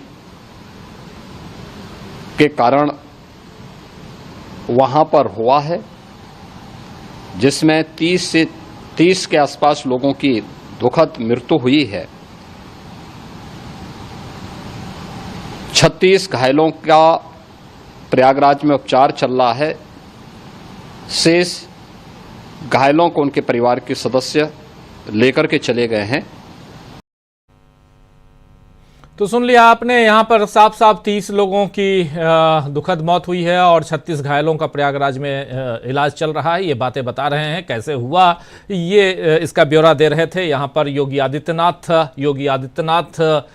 ये ब्यौरा तो दे रहे हैं। और इस काउंटिंग में बहुत देर कर दी सरकार ने, क्योंकि बाकी काउंटिंग तो करोड़ों में करने में बहुत मज़ा आ रहा था, लेकिन ये छोटी काउंटिंग जिसमें जान चली गई, ये सूचना देने में तकलीफ हुई और तकलीफदायक है, तकलीफ होगी, क्योंकि चुनाव है किसी और राज्य में, दिल्ली में चुनाव है और प्रचार के लिए भी आना था। नरेंद्र मोदी भी प्रचार के लिए चुनाव में पहुंचे ही थे और बाकी तमाम नेता इनके पहुंचने वाले थे। कुछ पहुंचे हैं, कुछ चुनाव प्रचार में लगे हुए हैं, लेकिन इन सब के बीच ऐसी दुखद घटना कहीं ना कहीं आपको बैकफुट पर धकेलती है। और इसलिए भी यहाँ ये सवाल उठता है कि आखिर आप कौन सी राजनीति कर रहे हैं। धर्म की राजनीति बीजेपी करती है, ये सब जानते हैं, लेकिन धर्म की राजनीति, आस्था की राजनीति में आप ये जो चाशनी लगाने की कोशिश करते हैं, जिसमें आप ऐसी खबरों को दबाने की कोशिश करें, तो फिर ठीक नहीं है। मीडिया का भी रोल यहाँ बहुत बड़ा रोल होता है, लेकिन बहुत बुरा रोल है आज की तारीख में देखा जाए तो। अमलेंदु उपाध्याय जी। बिल्कुल राजीव जी, मीडिया का रोल भी बहुत खराब रोल है। सुबह ही हम लोग देख रहे थे कि वो जो 2000 के नोट पे चिप दिखा रही थी महोदया, वो सुबह बता रही थी कि कैसे देखिए कितना अच्छा इंतजाम किया गया है, बिल्कुल सब व्यवस्था चाक चौबंद है। और लोग जो थे वो असल में वो 5 किलोमीटर घूम के ना जाना पड़े, इसलिए रेलिंग कूद कर चले गए, इसलिए ऐसी घटना हुई। और बिल्कुल सब ठीक ठाक है और पुष्प वर्षा हो रही है। वो बता रही जो 2000 के नोट पे चिप बताया करती थी, उन वो बता रही थी, प्रयागराज से लाइव बता रही थी। सवाल राजीव जी ये है कि क्या अब जैसे कि सोशल मीडिया पे तमाम इवेंट बट्स चल रहे हैं, कॉन्स्पिरेसी थ्योरीज सोशल मीडिया में बताई जा रही हैं कि वो जो कमिश्नर साहब है, वो पंत साहब है, जो बता रहे हैं कि भगदड़ मचने वाली है। द्विवेदी जी एसएसपी साहब है, वो बता रहे हैं कि कोई घटना नहीं हुई है। तो योगी जी के खिलाफ चल क्या रहा है ये राजीव जी? अगर मतलब कुछ हो रहा है तो, अगर ये षड्यंत्र रहा है कुछ, तो तभी तो योगी जी जाने क्या चल रहा है क्या नहीं चल रहा है। लेकिन जिस तरीके से ये इसको मैनेज किया गया, और सुबह राजीव जी मतलब पूरा एक तरीके से शुरू में तो खबरें जो आई ये आ गई कि साहब 17 लोगों की जान चली गई है। हम लोग भी जब उसकी खबर को तैयार कर रहे थे, कोई पुष्ट समाचार ही नहीं था, सरकारी सोर्स से कोई खबर ही नहीं थी कि कितने की मृत्यु हुई है, कितनी हुई है। मालूम पड़ेगी हम दूसरे मीडिया आउटलेट के देखे हुए कुछ खबर देते तो गलत होगा, तो हम तो जिम्मेदारी के साथ खबर देते हैं, तो हमने तो खबर तब तक अभी 2 दिन पहले आग लगी थी, आपको याद होगा, सेक्टर 19। 2 दिन पहले राजीव जी आग लगी थी, उससे भी कोई सबक नहीं लिया गया। 2 दिन पहले आग लगी थी, तब कोई सबक नहीं लिया गया। तब भी अखिलेश यादव ने सवाल उठाए थे। अखिलेश यादव दिन में कम से कम 3 ट्वीट जो है इस पे करते ही थे कि प्रयागराज में क्या चल रहा है, किस तरह की चल रहा है। कोई सबक जो था वो लेने का काम नहीं किया गया और पूरी मौज मस्ती। अब कल राजीव जी वो दिखाया पूरा दिन भर जो है वो अमित शाह गए हुए हैं। अब बताइए राजीव जी, एक 75 किलो के व्यक्ति को मतलब गंगा में नहाते हुए दिखाने का उस पर टीवी पे क्या जरूरत है? कोई वो नहा रहा है, डुबकी नहीं लगा रहा है, ये दिखाने की क्या आवश्यकता थी? और सोशल मीडिया पे तमाम क्लिप्स जो वायरल हो रही हैं कि किस तरीके से महिलाएं जो अमित शाह को बददुआएं दे रही हैं, किस तरीके से योगी आदित्यनाथ को बददुआएं दे रही हैं, और किस तरीके से पीएम मोदी को बददुआएं दे रही हैं कि इनके आने की वजह से सब कुछ व्यवस्था खराब हो रही है। ये जो आए अमित शाह, इसमें व्यवस्था खराब हुई। आज सुबह भी राजीव जी जिस समय खबर आ चुकी थी, उसके बाद बाबा रामदेव जाकर वहां स्नान करते हैं, उनके तरफ से बहुत अच्छी व्यवस्था है। ये अब मैसेज आ जाता है। हेमा मालिनी जाकर स्नान करती है, वो भी बताती है बहुत अच्छी व्यवस्था है और सनातन संस्कृति जो फल फूल रही है, उनकी तरफ से भी आ जाता है। तो यानी पूरा व्यवस्था जो है राजीव उससे कि किस तरीके से मीडिया मैनेजमेंट और हेडलाइन मैनेजमेंट इसके जरिए किया जाए। और एक तरीके से देखा जाए तो वो जो युद्ध चल रहा है भारतीय जनता पार्टी में अंदर, उसमें जो है कौन किस पर भारी है ये दिखाने की कोशिशें जो थी वो लगातार जारी रही। 7,000 करोड़ रुपए का बजट अगर सिर्फ इस पे खर्च कर दिया जाए कि कौन बड़ा नेता है, मोदी जी बड़े हैं कि योगी जी बड़े हैं, तो सवाल तो उठेगा ये 7,000 करोड़ रुपए ना मोदी जी के ना योगी जी के हैं, आम जनता के पैसे जो खर्च किए गए। फिर राजीव जी अगर ये कहा जा रहा है कि साहब 40 करोड़ लोग आए और आज बताया गया कि 10 करोड़ लोग जो आ गए, 10 करोड़ का मतलब कितना होता है मालूम है किसी को? दिल्ली की आबादी कितनी? 2 करोड़ के आसपास जी। तो 2 करोड़ राजीव जी, अगर दिल्ली के लोग उतर आए सड़क पर तो दिल्ली में क्या हाल होगा? सुबह ऑफिस जाना दूभर हो जाता है, 10 मिनट की दूरी जो है वो 2 घंटे में पूरी होती है, और बताया जा रहा है कि 4 करोड़ लोगों ने सुबह डुबकी लगा ली। तो भाई ये कौन सा गणित है, ये कौन सा जो है इनके पास विज्ञान आ गया है जिसके जरिए इन्होंने 4 करोड़ लोग अगर घुस जाए ना गंगा में तो गंगा बाहर आ जाएगी, गंगा का पानी बाहर आ जाएगा, सुनील शुक्ला जी के घर तक आ जाएगा पानी। नहीं राजीव जी, वो जो जहाज अटका पड़ा है ना, वो जो चला था क्रूज जो चला था बनारस से, वो जाके मोकामा पे अटक गया था, वो गंगा सागर पहुंच जाएगा। इतना पानी निकलेगा अगर 4 करोड़ को एक साथ डुबकी लगा लेंगे। तो ये जिस तरीके से राजीव सब किया गया, ये कुल मिलाकर जो है ये पूरा एक तरीके से देखा जाए राजनीति, इसको धर्म को राजनीति का अखाड़ा बना दिया गया। और एक तरह से कहा जाए कि धर्म का व्यापार और राजनीति दोनों जो है ये भारतीय जनता पार्टी ने करने की कोशिश की, और इस दुर्घटना के लिए सीधे सीधे तौर पर भारतीय जनता पार्टी की सरकारें, चाहे वो केंद्र की हो और चाहे राज्य की हो, वो जिम्मेदार हैं, दोषी हैं, और इस्तीफा दे देना चाहिए नरेंद्र मोदी को भी और योगी आदित्यनाथ को भी, मगर देंगे नहीं, क्योंकि ये एनडीए है। राजनाथ सिंह जी बता चुके हैं यहाँ इस्तीफे नहीं होते हैं, लाशें चाहे कितनी भी गिरती हैं। इसी संगम पे राजीव जी कोरोना काल में लोगों ने खबरें देखी कि किस तरीके से लाशें जो थी वो गंगा में जो थी रेत के नीचे से हवा चली, दफनाई गई थी रेत में, और वो हवा चली और रेत ऊपर का उड़ गया तो लाशें ऊपर आने लगी। तो लाशों से भारतीय जनता पार्टी का वो शायद ऊर्जा मिलती है या क्या है पता नहीं, इसीलिए शमशान और कब्रिस्तान की बातें प्रधानमंत्री करते हैं चुनाव के दौरान कि शमशान और कब्रिस्तान बनाएंगे वो। तो ऐसे शमशान और कब्रिस्तान बनाएंगे, इसलिए मोदी जी को किसी ने प्रधानमंत्री नहीं चुना था, और ना योगी जी को इसलिए किसी ने मुख्यमंत्री चुना था कि आप इस तरीके से शमशान और कब्रिस्तान बनाएंगे। बिल्कुल बिल्कुल सही आप कह रहे हैं, लेकिन बहुत दुखद है इस घटना की, जितनी भर्त्सना की जाए, जितनी लेकिन हम एनालिटिकल वे में चर्चा तो करेंगे, इसकी विश्लेषण तो करेंगे। हमारे 5 साथी यहाँ मौजूद हैं, और इन 5 में से एक साथी सुनील शुक्ला जी ऑलरेडी वहीं से मौजूद हैं जहाँ पर यह घटना घटी है, यानी प्रयागराज से हमारे साथ जुड़े हुए हैं। आना चाहता हूँ डॉक्टर राकेश पाठक जी आपके पास। सियासी मायने ज़रा तलाशने की कोशिश करते हैं, देखते हैं कि आखिर इसके सियासी मायने क्या हैं। जो घटना घटी इसकी नहीं, घटना के बाद और घटना से पहले इसकी तैयारियां, प्रचार प्रसार, चुनाव सिर्फ एक जगह अभी दिल्ली में, उसके अलावा नज़रें बिहार पर भी, नज़र देश की राजनीति पर भी, क्योंकि इस कुर्सी पर भी बैठे रहना है, यानी प्रधानमंत्री की कुर्सी पर भी बैठे रहना है, बने रहना है। कैसे इसको देखते हैं आप? राजीव जी, नजर उत्तर प्रदेश के 2027 में होने वाले विधानसभा चुनाव, 2-3 बातें जोड़ना चाहता हूं। इसमें जो सियासी कौन है उस पर बाद में आएंगे, जो नैतिक कौन है, जिम्मेदारी का, हमारे सब साथियों ने जिम्मेदारी की बात कही, लेकिन 2014 के बाद से नैतिकता नाम का शब्द हमारे भारत की राजनीति से विलोपित कर दिया गया, उसको एक्सपंज कर दिया, हटा दिया। वरना 2013 में इलाहाबाद जंक्शन पर इस ऐसे ही कुंभ में एक भगदड़ हुई थी, 36 लोग मारे गए, आजम खान प्रभारी मंत्री थे, अखिलेश यादव मुख्यमंत्री। मैं चाहता हूं इस देश के लोग उस वक्त की रिपोर्टिंग देखें, अखबारों और चैनलों ने किस तरह से रिपोर्टिंग की थी, किस तरह सरकार से सवाल पूछे थे, और सवाल पूछने का ही नतीजा यह था कि अखिलेश यादव ने आजम खान से इस्तीफा दे दिया, जबकि वो घटना जंक्शन में हुई थी, रेलवे स्टेशन पर हुई थी, वो मेला परिसर मेला प्राधिकरण के अंतर्गत नहीं हुई। देखा जाए तो रेलवे स्टेशन पर होने वाली दुर्घटना के लिए रेल मंत्री जिम्मेदार माने, लेकिन समाजवादी पार्टी की सरकार ने अपने मंत्री से इस्तीफा ले दिया। लेकिन अब इस अमृत काल में इस्तीफे की कल्पना करना ही बेमानी है, जब प्रदेश के मुख्यमंत्री घटना को ही स्वीकार नहीं कर रहे थे 18 घंटे तक। वो भी तब तक उन्होंने स्वीकार नहीं किया जब राष्ट्रपति और प्रधानमंत्री शोक जता चुके थे कि कुछ लोग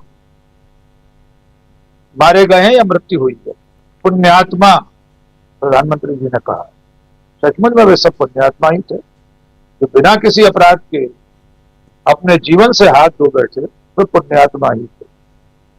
अब इसका जो राजनीतिक पक्ष है वो ये है, जो प्रधानमंत्री, आपने बहुत सही कहा था, जो प्रधानमंत्री चीन के अतिक्रमण को स्वीकार नहीं करते, कह देते न कोई घुसा है न घुसाया है, वे राज्य सरकार, राज्य के गृह मंत्रालय, राज्य की पुलिस, इन लोगों के द्वारा आधिकारिक पुष्टि न होने के बावजूद ट्वीट कर देते हैं और मृत्यु की बात को स्वीकार कर लेते हैं। दोबारा दोहरा रहा हूं, सामान्य प्रक्रिया यह है कि जिस राज्य में घटना हुई है वहां का मुख्यमंत्री, वहां का डीजीपी, वहां का चीफ सेक्रेटरी, लोकल इंटेलिजेंस, केंद्रीय गृह मंत्रालय को रिपोर्ट भेजेंगे कि यह घटना हुई है, इसमें इतने लोग मरे। हर राज्य में एक स्टेट सिचुएशन रूम होता है, SSR, वहां से केंद्र सरकार के गृह मंत्रालय में निरंतर 2400 घंटे हर मिनट हर पल संपर्क बना रहता है। जब राज्य सरकार आधिकारिक रूप से इसकी पुष्टि करे कितने लोग मरे हैं, उसके बाद ही देश का प्रधानमंत्री या राष्ट्रपति कोई बयान जारी करे। लेकिन प्रधानमंत्री ने बिना राज्य सरकार की पुष्टि या स्वीकृति के ट्वीट कर दिया। इस कोण को देखना जरूरी है कि क्या योगी आदित्यनाथ की घेराबंदी कुछ तेज हो गई है। हम सब जानते हैं कि मोदी भविष्य की भारतीय जनता पार्टी की राजनीति के लिए नरेंद्र मोदी और उनसे भी ज्यादा अमित शाह की राह का रोड़ा बन सकते हैं। इसलिए बीच बीच में पिछले कई सालों में बहुत कोशिशें होती रही। मोदी और अमित शाह ने अपनी मर्जी के मंत्री बनाने की कोशिशें की हैं, योगी आदित्यनाथ ने स्वीकार नहीं किया। उन्हें अस्थिर करने के लिए भोंपू मीडिया की मदद भी ली जाती है। उसके जरिए कुछ लोग जाकर उत्तर प्रदेश के खिलाफ खबरें चलाते हैं और अब तो ये बड़ा मौका था। तो मैं इसको इस रूप में भी देखना चाहता हूं। हो सकता है इस घटनाक्रम को देर सवेर योगी आदित्यनाथ की विफलता के रूप में मोदी शाह की जोड़ी उनके सिर पर ठीकरा फोड़ दे। जिम्मेदार वे हैं ही निश्चित तौर पर। राज्य में हुई किसी घटना के लिए केंद्र बाद में जिम्मेदार होगा। पहले राज्य की पुलिस, राज्य का प्रशासन, वहां का मुख्यमंत्री, वहां का गृह मंत्री, वे जिम्मेदार होंगे। तो कल परसों के बाद हम ये भी प्रक्रिया देख सकते हैं। और उससे भी पहले एक अग्नि परीक्षा 5 फरवरी को भी होने वाली है। माननीय प्रधानमंत्री अगर वहां स्नान करने जाते हैं तो ये अपने आप में प्रशासन के लिए बहुत बड़ी चुनौती हो। जब गृह मंत्री और तमाम मंत्रियों के लिए वीआईपी प्रोटोकॉल लगने पर सैकड़ों वीडियो आ गए थे सामने, किस कदर परेशान हुए हैं लोग, तो प्रधानमंत्री की आमद पर क्या होगा इसकी कल्पना ही की जा सकती है। अंतिम बात जो मैंने शुरू में कही थी फिर दोहराता हूं, अमलेंदु जी ने भी उससे कुछ विस्तार किया है, संख्या की बात। राजीव जी, अमलेंदु जी, प्रशांत जी, सुनील जी, प्रेम जी, अभी अभी आधा पौन घंटे पहले एक भोंपू मीडिया के चैनल ने कहा है कि इस भगदड़ के बाद 6 करोड़ लोगों ने स्नान किया है। अभी 1 घंटे पहले एक चैनल ने दिखाया। मैंने शुरू में कहा था हमारे मध्य प्रदेश की कुल आबादी है 7 करोड़। 25 किलोमीटर के रेडियस के एक शहर में 6 करोड़ लोग भगदड़ जैसी घटना के बाद कैसे पहुंचे होंगे, कौन से मार्ग से पहुंचे होंगे, हवा ऊपर से अवतरित तो नहीं हुए होंगे आसमान से। और इतने लोग क्या चींटियों की तरह समा गए सड़कों पर और गंगा में स्नान करके डुबकी लगाकर वापस भी लौट गए। तो ये सारे लोग देश को धोखे में रख रहे हैं। हमारी जिम्मेदारी बतौर मीडिया संस्थान डीवी लाइव की जिम्मेदारी, आपकी, हम सब की जिम्मेदारी है कि हम सच बताएं। सरकार किसी की भी हो, मैं बड़ी विनम्रता से और दृढ़ता से कहना चाहता हूं, उत्तर प्रदेश में किसी भी पार्टी की सरकार होती और ये हादसा हुआ होता तब भी डीवी लाइव यही सवाल कर रहा होता। बिल्कुल बिल्कुल सही आप कह रहे हैं। कम से कम सवाल तो पूछेंगे ही, हम सवाल करेंगे और कर ही रहे हैं। पिछले घंटे भर से ज़्यादा का वक्त गुजर गया है। जरा प्रेम कुमार जी आपके पास आना चाहता हूँ। प्रेम कुमार जी, ज़रा इसके जो सियासी मायने हम तलाशने की कोशिश कर रहे हैं उसी पे चर्चा। और क्या यहाँ पर बैकफुट पर नज़र आ रही है बीजेपी? क्या यहाँ बुरी तरह फंस गई है बीजेपी इस घटना के बाद? क्योंकि इससे पहले एक आग की घटना घटी, आग लगी थी, वहाँ सेक्टर में तब्दील किया हुआ है। मुझे तो नहीं पता, सुनील जी और अच्छे से बताएंगे कि वहाँ की व्यवस्था कैसी है, क्या क्या सेक्टर बनाए गए हैं। लेकिन सेक्टर 19 मुझे जहाँ तक ध्यान है जहाँ आग लगी थी, और उस खबर को भी आनंद फानन में दबाया गया। आज की इतनी बड़ी घटना जो कल रात 1 बजे के बाद की घटना है, और वहाँ से लेकर आज शाम को 7 बजे के लगभग अगर प्रेस कॉन्फ्रेंस कर ये बताया जा रहा है पुलिस के द्वारा, तो समझ लीजिए 18-20 घंटे का इंतज़ार क्यों करवाया गया, ये भी है। और इसमें कई परिजन, कई लोग रोते बिलखते हुए, ऐसी तस्वीरें, ऐसे फ़ोटो आए हैं। क्या अभी तक सियासी मायने तलाशने, सियासी फ़ायदे लेने की जो जुगत है, जो कोशिश है, उसी में लगी हुई रही सरकार? जी राजीव जी, कहीं से भी कोई प्रायश्चित का भाव नहीं है। कवर अप कैसे किया जाए, अपनी कथित सफलता का डंका कैसे बजाया जाए, लाशों की संख्या कैसे कम दिखाई जाए, इस पर पूरा ध्यान है। अभी सरकार ने 30 मरने की बात मानी है, लेकिन हमारे एक पत्रकार मित्र ने वहां वीडियो डाला है ट्विटर पर, अभी मैं देख रहा था, तो उसमें बॉडी के कफन पर नंबर लिखा हुआ है, संख्या लिखी हुई है, और उसमें 39 नंबर वो दिखा रहे हैं, तो 39 तो सीधे दिख रहा है, फिर भी सरकार 30 बोल रही है, ये तो हमारी आंखों के सामने है। तो संख्या दबाने के प्रयास हो रहे हैं। और आज ये जो दावा कह रहे थे कि अभी टीवी चैनल 6 करोड़ आने का और कुंभ स्नान करने का कर रहे थे, वो दावा आप देखिए, ये भी दृश्य देखने को मिल रहा है कि पुलिस इलाहाबाद में घुस रही भीड़ को वापस भेज रही थी कि अब आज मत आओ, अब किसी और दिन जाना, लखनऊ उखनऊ जहां के तुम हो वापस चले जाओ। ये भी हम वीडियो देख रहे हैं। यानी जिनको न्योता दिया जा रहा था कि देश भर से कुंभ स्नान करने के लिए आइए, पोस्टर लगाए जा रहे थे और तरह तरह से प्रचार किए जा रहे थे, उनको वापस भी आज भेजा जा रहा है। हम इसका कारण समझ सकते हैं कि भीड़ नियंत्रण का, और आपके पास कोई तरीका ही नहीं है, आप मेजबानी के लिए लायक ही नहीं है, आपने मेजबानी के लायक परिस्थिति नहीं बनाई।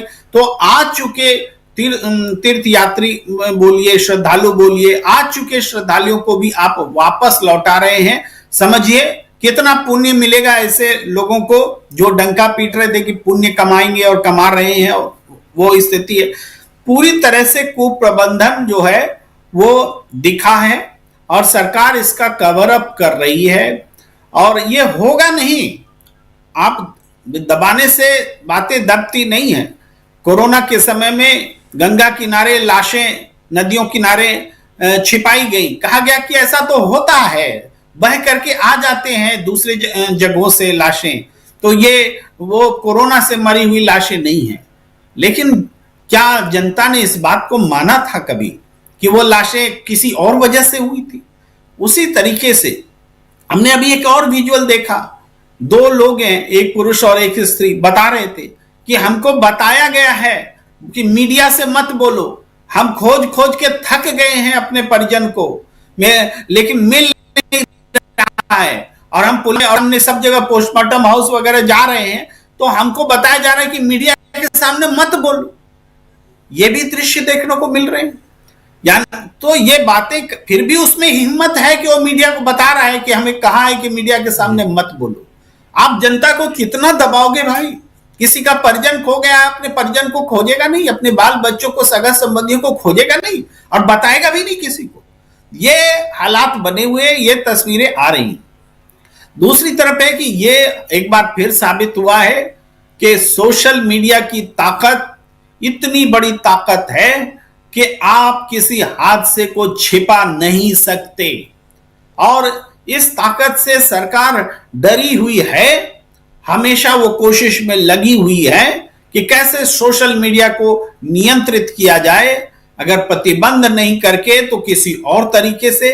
इस दिशा में भी सरकार जो कदम उठाती रही है, इस घटना के बाद वो और ऐसा करने जाएगी, क्योंकि इस घटना में भी सोशल मीडिया ने अपनी ताकत दिखलाई है, दर्द को, वेदना को, पीड़ा को सामने लाया है, झूठी और मक्कार की जो राजनीति है उसका पर्दाफाश किया है, जो ढोंग है, जो पाखंड है, जो धर्म के नाम पर चुनाव और राजनीति में उपयोग है, उसका भी पर्दाफाश करने का काम सोशल मीडिया ने और ये 30 समांतर मीडिया ने किया है। और इस समांतर मीडिया का महत्व एक बार फिर यहां दिखा है, ये हमें नजर आता है। दिल्ली में विधानसभा चुनाव चल रहा है, वो सबकी प्रायोरिटी पर है।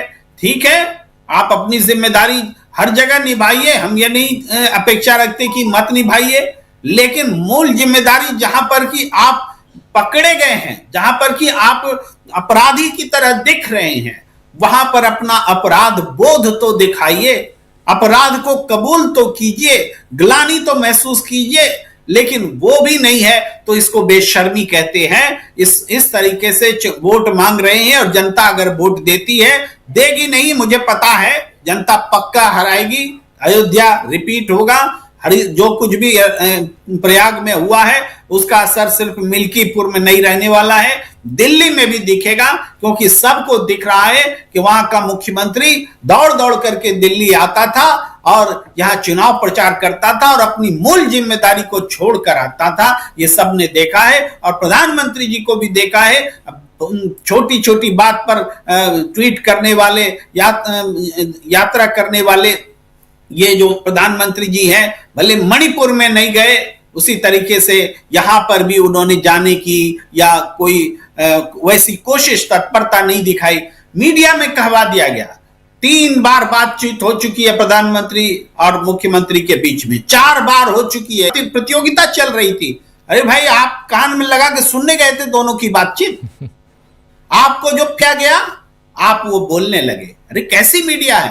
अरे आपका वो पूरा कवर अप का प्लान था कि देखो इतनी बड़ी घटना घटी है तो पीएम कितने संवेदनशील हैं, प्रधानमंत्री से फोन करके पूछ रही हैं, फिर सीएम कितने संवेदनशील। अरे संवेदनशीलता का तो आपका आलम यह था कि लोग सुबह से शाम तक अपनी परिजनों को खोज रहे थे, रो रहे थे, चीख रहे थे, उनको उनके परिजन की लाशें नहीं मिल रही थी, आप संख्या नहीं बता सके, झूठ बोलते रहे, उसके कारण को छिपाते रहे और पूरी भीड़ को आपने नियंत्रित नहीं किया। इंतजाम आपका असफल रहा और इसमें पूरी लापरवाही है। जब घटना घटी है जाके जो पीड़ित हैं उनके परिजन, जो पीड़ित हैं या जो दिवंगत के परिजन हैं, उनके बयान सुनिए।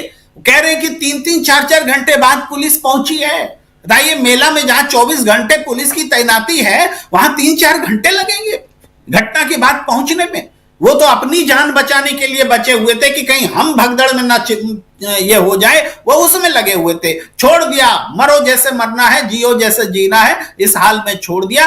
ये है भगदड़। इसकी जांच जुडिशियल जांच होगी, फला जांच होगी, वो जब होगी तब होगी। पहले तो इस्तीफा लो, जो जिम्मेदार है उसको तुरंत बोलो तुम हटो, तुम किसी लायक नहीं हो, हम नई प्रतिनियुक्ति करते हैं।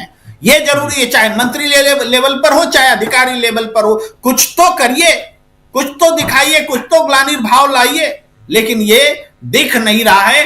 ये स्थिति, हाँ आपको बताऊं राजीव जी, बहुत छोटी सी बात है। मैं सुबह में जैसे ये घटना घटी, मैं अपने प्लेटफॉर्म पर इसको थोड़ा बोल रहा था, लाइव कर रहा था, तो मैं भी दुखी था और मुझे कई लोगों ने, मेरे जानने वालों ने कहा कि इसमें आप ना उतना एग्रेसिव मत होइएगा, मतलब बड़ा संवेदनशील मामला, ऐसी ये बात कर रहे थे। मैं भी थोड़ा प्रभाव में आया, मैं भी थोड़ा उस ढंग से बोलना शुरू किया। हमारे दर्शकों ने हमें उत्तेजित किया, बोला Prem sir you are my hero, आप अभी नहीं बोलोगे तो कब बोलोगे।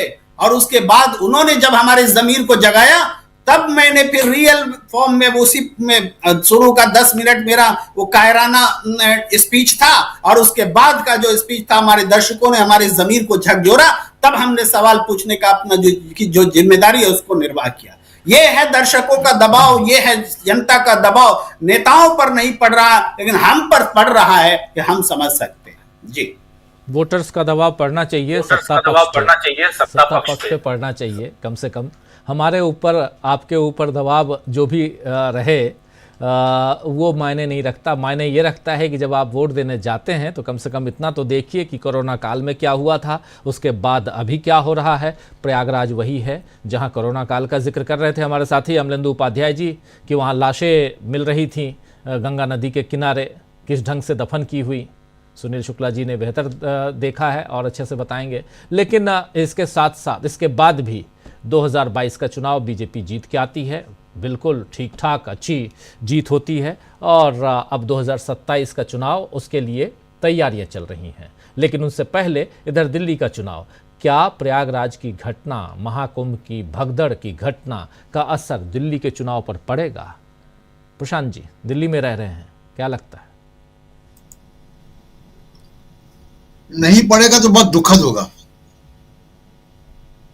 कि जिस पॉलिटिकल पार्टी के लोगों की सरकार वहां पे है और उनकी सरपरस्ती में इतना बड़ा हादसा हो जाए और उसके बाद जनता उनको माफ कर दे, तो फिर जनता आमंत्रित कर रही है कि ऐसी बदइंतजामी उनके साथ भी हो। मुझे लगता है कि इसका असर होना चाहिए। दूसरी बात राहुल जी, जो इम्पोर्टेंट है, देखिए बहुत दुखद है कि अभी मैं उत्तर प्रदेश के मुख्यमंत्री योगी आदित्यनाथ का आपने सुनाया साउंड बाइट, वो कह रहे हैं वो जिम्मेदारी लोगों पर डाल रहे हैं, वो तीर्थ यात्रियों की जिम्मेदारी डाल रहे हैं, वो प्रशासनिक अधिकारियों की जिम्मेदारी नहीं डाल रहे हैं इस पे। वो कहे लोगों ने बैरिकेड तोड़ दिया। लोगों ने बैरिकेड कैसे तोड़ दिया? मैं अभी अपने पिछले सत्र में बता रहा था कि कितनी चाक चौबंद व्यवस्था होती है, सीसीटीवी कैमरे होते हैं, डिप्लॉयमेंट होता है, अलग अलग उसमें रास्ते होते हैं। सुनील जी बताएंगे कि एक प्रशासनिक रास्ता अलग होता है जहां से एम्बुलेंस या फायर ब्रिगेड निकल सके।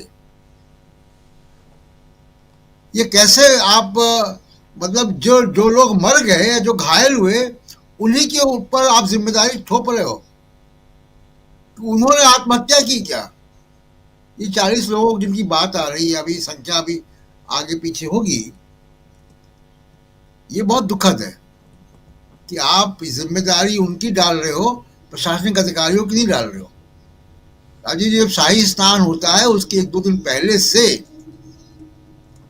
वॉर फुटिंग में मेरा प्रशासन काम करता है दिन रात, और उसकी बहुत करोड़ों या 6 करोड़ या 15 करोड़ की फिगर में तो मैं नहीं जाऊंगा, लेकिन बहुत बड़ी भीड़ आती है, लाखों लोग आते हैं, और उसका इंतजाम के लिए बहुत पहले से तैयारी होती है। कोई वीआईपी मूवमेंट नहीं रखा जाता है, कुछ नहीं होता। कई बार क्या होता है कि अखाड़े के लोग, अखाड़े के जो महंत है वो भी कई बार उनसे विवाद होता है टाइमिंग को लेकर, रास्ते को लेकर, कौन पहले जाए कौन बाद में जाएगा, बहुत उनसे भी नेगोशिएशंस होते हैं अधिकारियों के। वो सब चीजें शाही स्नान के पहले सॉर्ट आउट हो जाती हैं और बहुत पहले से उसकी तैयारी होती है, रूट सैनिटाइज होते हैं। ऐसी कोई संभावना वहां की एडमिनिस्ट्रेटिव स्कीम में नहीं है कि ऐसी दुर्घटना हो जाए। कहीं कोई बड़ी लापरवाही हुई है जिसकी जो जांच होगा तो सामने आएगा। लेकिन ये बहुत असंवेदनशील है ये कहना कि तीर्थ यात्रियों पे आपने दोष मर दिया कि वो बैरिकेडिंग तोड़कर आ गए। कैसे तोड़ के आ जाएंगे? बैरिकेडिंग तोड़ के कैसे आ जाएंगे इतने सारे लोग? फिर आपका प्रशासन क्या कर रहा था? फिर आप जो इतने हजारों करोड़ का बजट लेते हैं वो किस लिए लेते हैं? बिल्कुल सही। अब तो बहुत हाईटेक मामला है, ड्रोन कैमरास हैं, सीसीटीवी है, इंटरनेट है, तमाम तरीके की सुविधाएं हैं। फिर कैसे आपने इतना ये पैसा कहाँ खर्च हो रहा था? बिल्कुल। क्या ये वीआईपीज के सेल्फी बनाने के लिए पैसा खर्चा हो रहा था? क्या उनके रीले बनाने के लिए पैसा खर्च हो रहा था कि वहां पे लोग आए, मंत्री और वो पानी के साथ? ये वाटर स्पोर्ट की जगह नहीं है। ये बहुत गंभीर मसला है। बिल्कुल। दूसरी बात यह है कि देखिए, कुछ राजनीति करके, ध्रुवीकरण करके, 80-20 करके, बुलडोजर ठोक दो करके आप चुनाव जीत सकते हैं, लेकिन सरकार चलाना बहुत गंभीर और संवेदनशील काम है। सरकार में आप 80-20 बुलडोजर ठोक दो नहीं करते। अगर सरकार भी आप उसी तेवर से चलाएंगे तो ऐसी ही घटनाएं होंगी। सरकार चलाना एक गंभीर काम है, ये पिकनिक नहीं है। जी राजू जी, बिल्कुल सही आप कह रहे हैं, ये पिकनिक नहीं है सरकार चलाना, और सरकार चलाना बहुत गंभीर काम है, बहुत इतना आसान भी नहीं है कि, और जिस ढंग से आप पिकनिक के अंदाज में और खासकर वीआईपी कल्चर और उसको बढ़ावा देना, आखिर महाकुंभ किस लिए? कुंभ महाकुंभ जो भी बोल लीजिए, पहले अर्धकुंभ और कुंभ कहा जाता था, अब कुंभ और महाकुंभ कहने लगे। लेकिन जो भी कहिए आप, नाम परिवर्तन की तो आदत है और यही हो रहा है पिछले 10 साल से।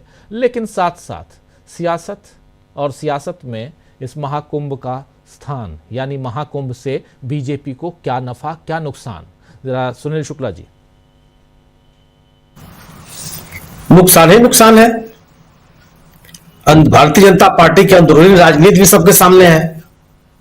अगर अमित शाह साहब जब आए थे 27 तारीख को, परसों, उस समय अमित शाह जी का और योगी आदित्यनाथ जी के प्रति उनका जो बॉडी लैंग्वेज, आप उसी को पढ़ लीजिए तो आपको समझ जाएगा कितनी राजनीति भारतीय जनता पार्टी के भीतर हो रही है।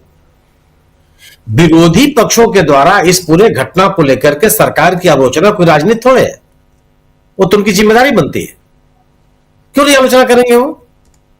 अगर इतने लोगों की जान गई है, इतने लोग घायल हुए हैं, कुछ ही समय के लिए सही मिला प्रभावित हुआ है तो इसकी आलोचना नहीं होगी। क्यों नहीं होगी? आप अगर विपक्ष में होते तो क्या आप आलोचना नहीं करते?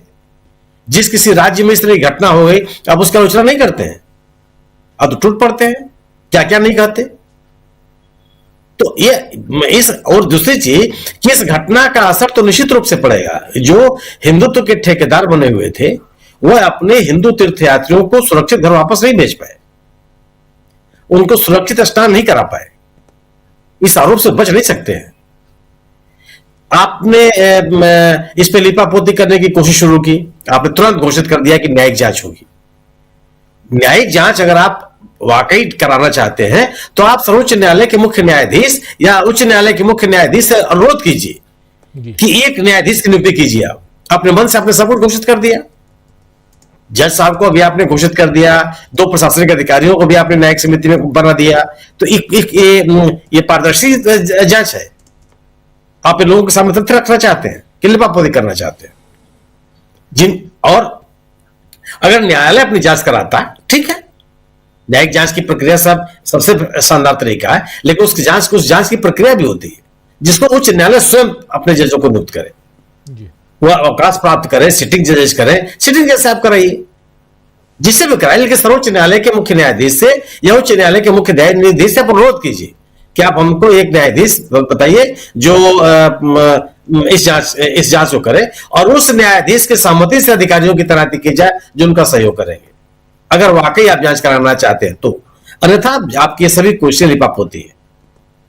दूसरी चीज कि आप अब तक जो तंत्र हर घंटे ये बता रहा था कि इतने लोग स्नान कर चुके, अभी तक उसके पास घायलों की पूरी सूची और संख्या नहीं है। भम डिजिटल पता नहीं क्या क्या आप नाम दे रहे थे इसको, आप इस जिम्मेदारी से कैसे बचे? और लिपापोती कोशिश देखिए आप, ये सामान्य अब किसी भी अपराध का सामान्य सिद्धांत है कि क्राइम साइट के साथ छेड़छाड़ नहीं किया जाता। जिस जगह दुर्घटना हुई हो उसके साथ आप छेड़छाड़ नहीं करते। पुलिस ने तत्काल कार्रवाई क्या शुरू की कि जिस जगह भगदड़ मची थी, लोगों के सामान बिखरे हुए थे, पहले उनको इकट्ठा करना शुरू कराया और उसको वहां से हटाना शुरू कर दिया। वो बड़े कारण होते हैं लोगों की पहचान के। कैसे पहचान करेंगे आप? जिन लोगों के सामान छूटे हुए हैं वो भी एक तरीका, जिनका सामान गिर गया होगा, किसी का हो सकता है कि कोई और अभिलेख गिरे हुए हो, वो आप ये सब इसकी बिना परवाह किए, बिना इसकी तरह खटाखट अपने लोगों को लगा करके सबको समेटवाया और वहां से हटवा दिया, इस पर किसी की निगाह न पड़े। ये क्या है? यह किसी भी घटना से सीखने की प्रवृत्ति है या घटना को दबाने की कोशिश है? और क्या इन कोशिशों से चीजों को आप दबा लेंगे? तीर्थयात्रियों आप इस बात की जवाबदेही नहीं तय करेंगे कि तीर्थयात्रियों का यह समूह उत्तेजित क्यों हो गया, वो बैरिकेडिंग तोड़ने के लिए क्यों मजबूर हो गया? इस पर सवाल नहीं पैदा होंगे।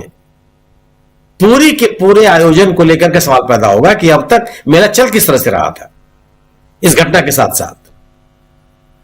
तो राजनीति होगी ही, राजनीति का असर ही पड़ेगा। जो दिल्ली का चुनाव हो चाहे उपचुनाव हो, ये अपने लोगों को भी संदेश नहीं दे पाएंगे। ये आखिर इस कुंभ को लेकर के इतना हाइप क्यों क्रिएट किया जा रहा था? इसीलिए तो राजनीतिक लाभ लेने के लिए। अन्यथा एक आयोजन था जो स्वाभाविक रूप से होता है, इसको आप नहीं कर सकते अपने बोते। सरकार ने, भारतीय जनता पार्टी की सरकार ने आज के छत्तीसगढ़ में एक कुंभ आयोजित करने के लिए बड़े प्रयास किए, लोगों ने मान लिया। ये तो लोगों की स्वाभाविक आस्था का विषय है। राजिम या क्या जगह है उसका नाम, जहां पे राजिम कोशिश की, लोगों ने माना नहीं माना। एक स्वाभाविक आयोजन है। इस आयोजन को भी आपने इस तरह से प्रस्तुत करने की कोशिश की कि इस तरह का आयोजन केवल और केवल भारतीय जनता पार्टी की नेता या भारतीय जनता पार्टी की सरकार कर सकती है। उसमें आप विफल रहे। अभी आग लगी, उससे भी आपने आप आज अभी तक कोई तथ्य बता पाए क्या आग लगने के कारण क्या थे? ऐसी घटनाएं दोबारा न हो उसके लिए कौन से प्रयास किए जा रहे हैं? कोई जिम्मेदार था या नहीं था, कोई बात आपने कही? वैसे तो इसके साथ भी है इतने लंबे समय तक, और सरकार की चुप्पी, प्रशासनिक अधिकारियों की चुप्पी, कुछ भी संख्या नहीं बता रहे हैं। और अभी भी कि जो संख्या उनको बताई उस पर कोई संदेह करेगा कि आखिर अगर इतने लोग आए तो आपने लोगों को बताने की कोशिश क्यों नहीं की? आपने लोगों को उनके घर कैसे भेज दिया? और अभी लोग, अगर सभी लोगों की पहचान हो गई है तो ये लोग अभी जो अपने अपने परिजनों को खोज रहे हैं, ये कौन लोग हैं? इनके परिजनों का तो पता हो जाना चाहिए था। तो अभी भी ऐसा नहीं है कि तमाम कोशिशों के बावजूद सरकार, उत्तर प्रदेश की सरकार अपनी जिम्मेदारियों से बच नहीं पाएगी, संभव नहीं है। और निश्चित रूप से इसका भारतीय जनता पार्टी के अंदरूनी राजनीति और चुनावी राजनीति दोनों प्रभावित होगी।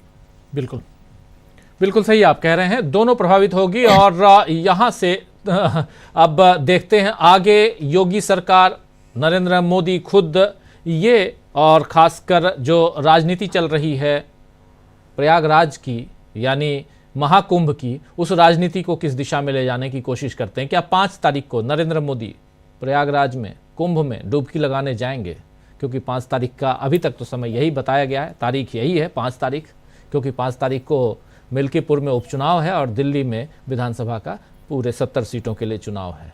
तो सबका इंतजार रहेगा। लेकिन इन सबके बीच राजनीति दिल्ली में बहुत गर्मा गई है, उस राजनीति पे चर्चा हम अब लगातार करेंगे। बहुत जल्द दिल्ली के अलग अलग जगहों से न्यूज़ पॉइंट लेकर हम आप तक पहुंचाएंगे दिल्ली की सियासत पर और पैनी निगाह, और दिल्ली में जो कुछ चल रहा है। क्योंकि अब राहुल गांधी लगातार दिल्ली में चुनाव प्रचार में लगे हुए हैं। आज मल्लिकार्जुन खड़गे भी दिल्ली में थे और तमाम नेता खासकर कांग्रेस पार्टी के, इसीलिए क्योंकि अगर कांग्रेस पार्टी यहां मजबूती के साथ दिल्ली में चुनाव नहीं लड़ती तो दिल्ली का चुनाव जो है वो एक तरफा जा सकता था। लेकिन चूंकि कांग्रेस पार्टी भी अब मजबूती के साथ चुनाव लड़ रही है तो ये चुनाव किस दिशा में जा रहा है, बहुत ज़्यादा वक्त नहीं है, लेकिन फिर भी वक्त बदलते देर नहीं लगता।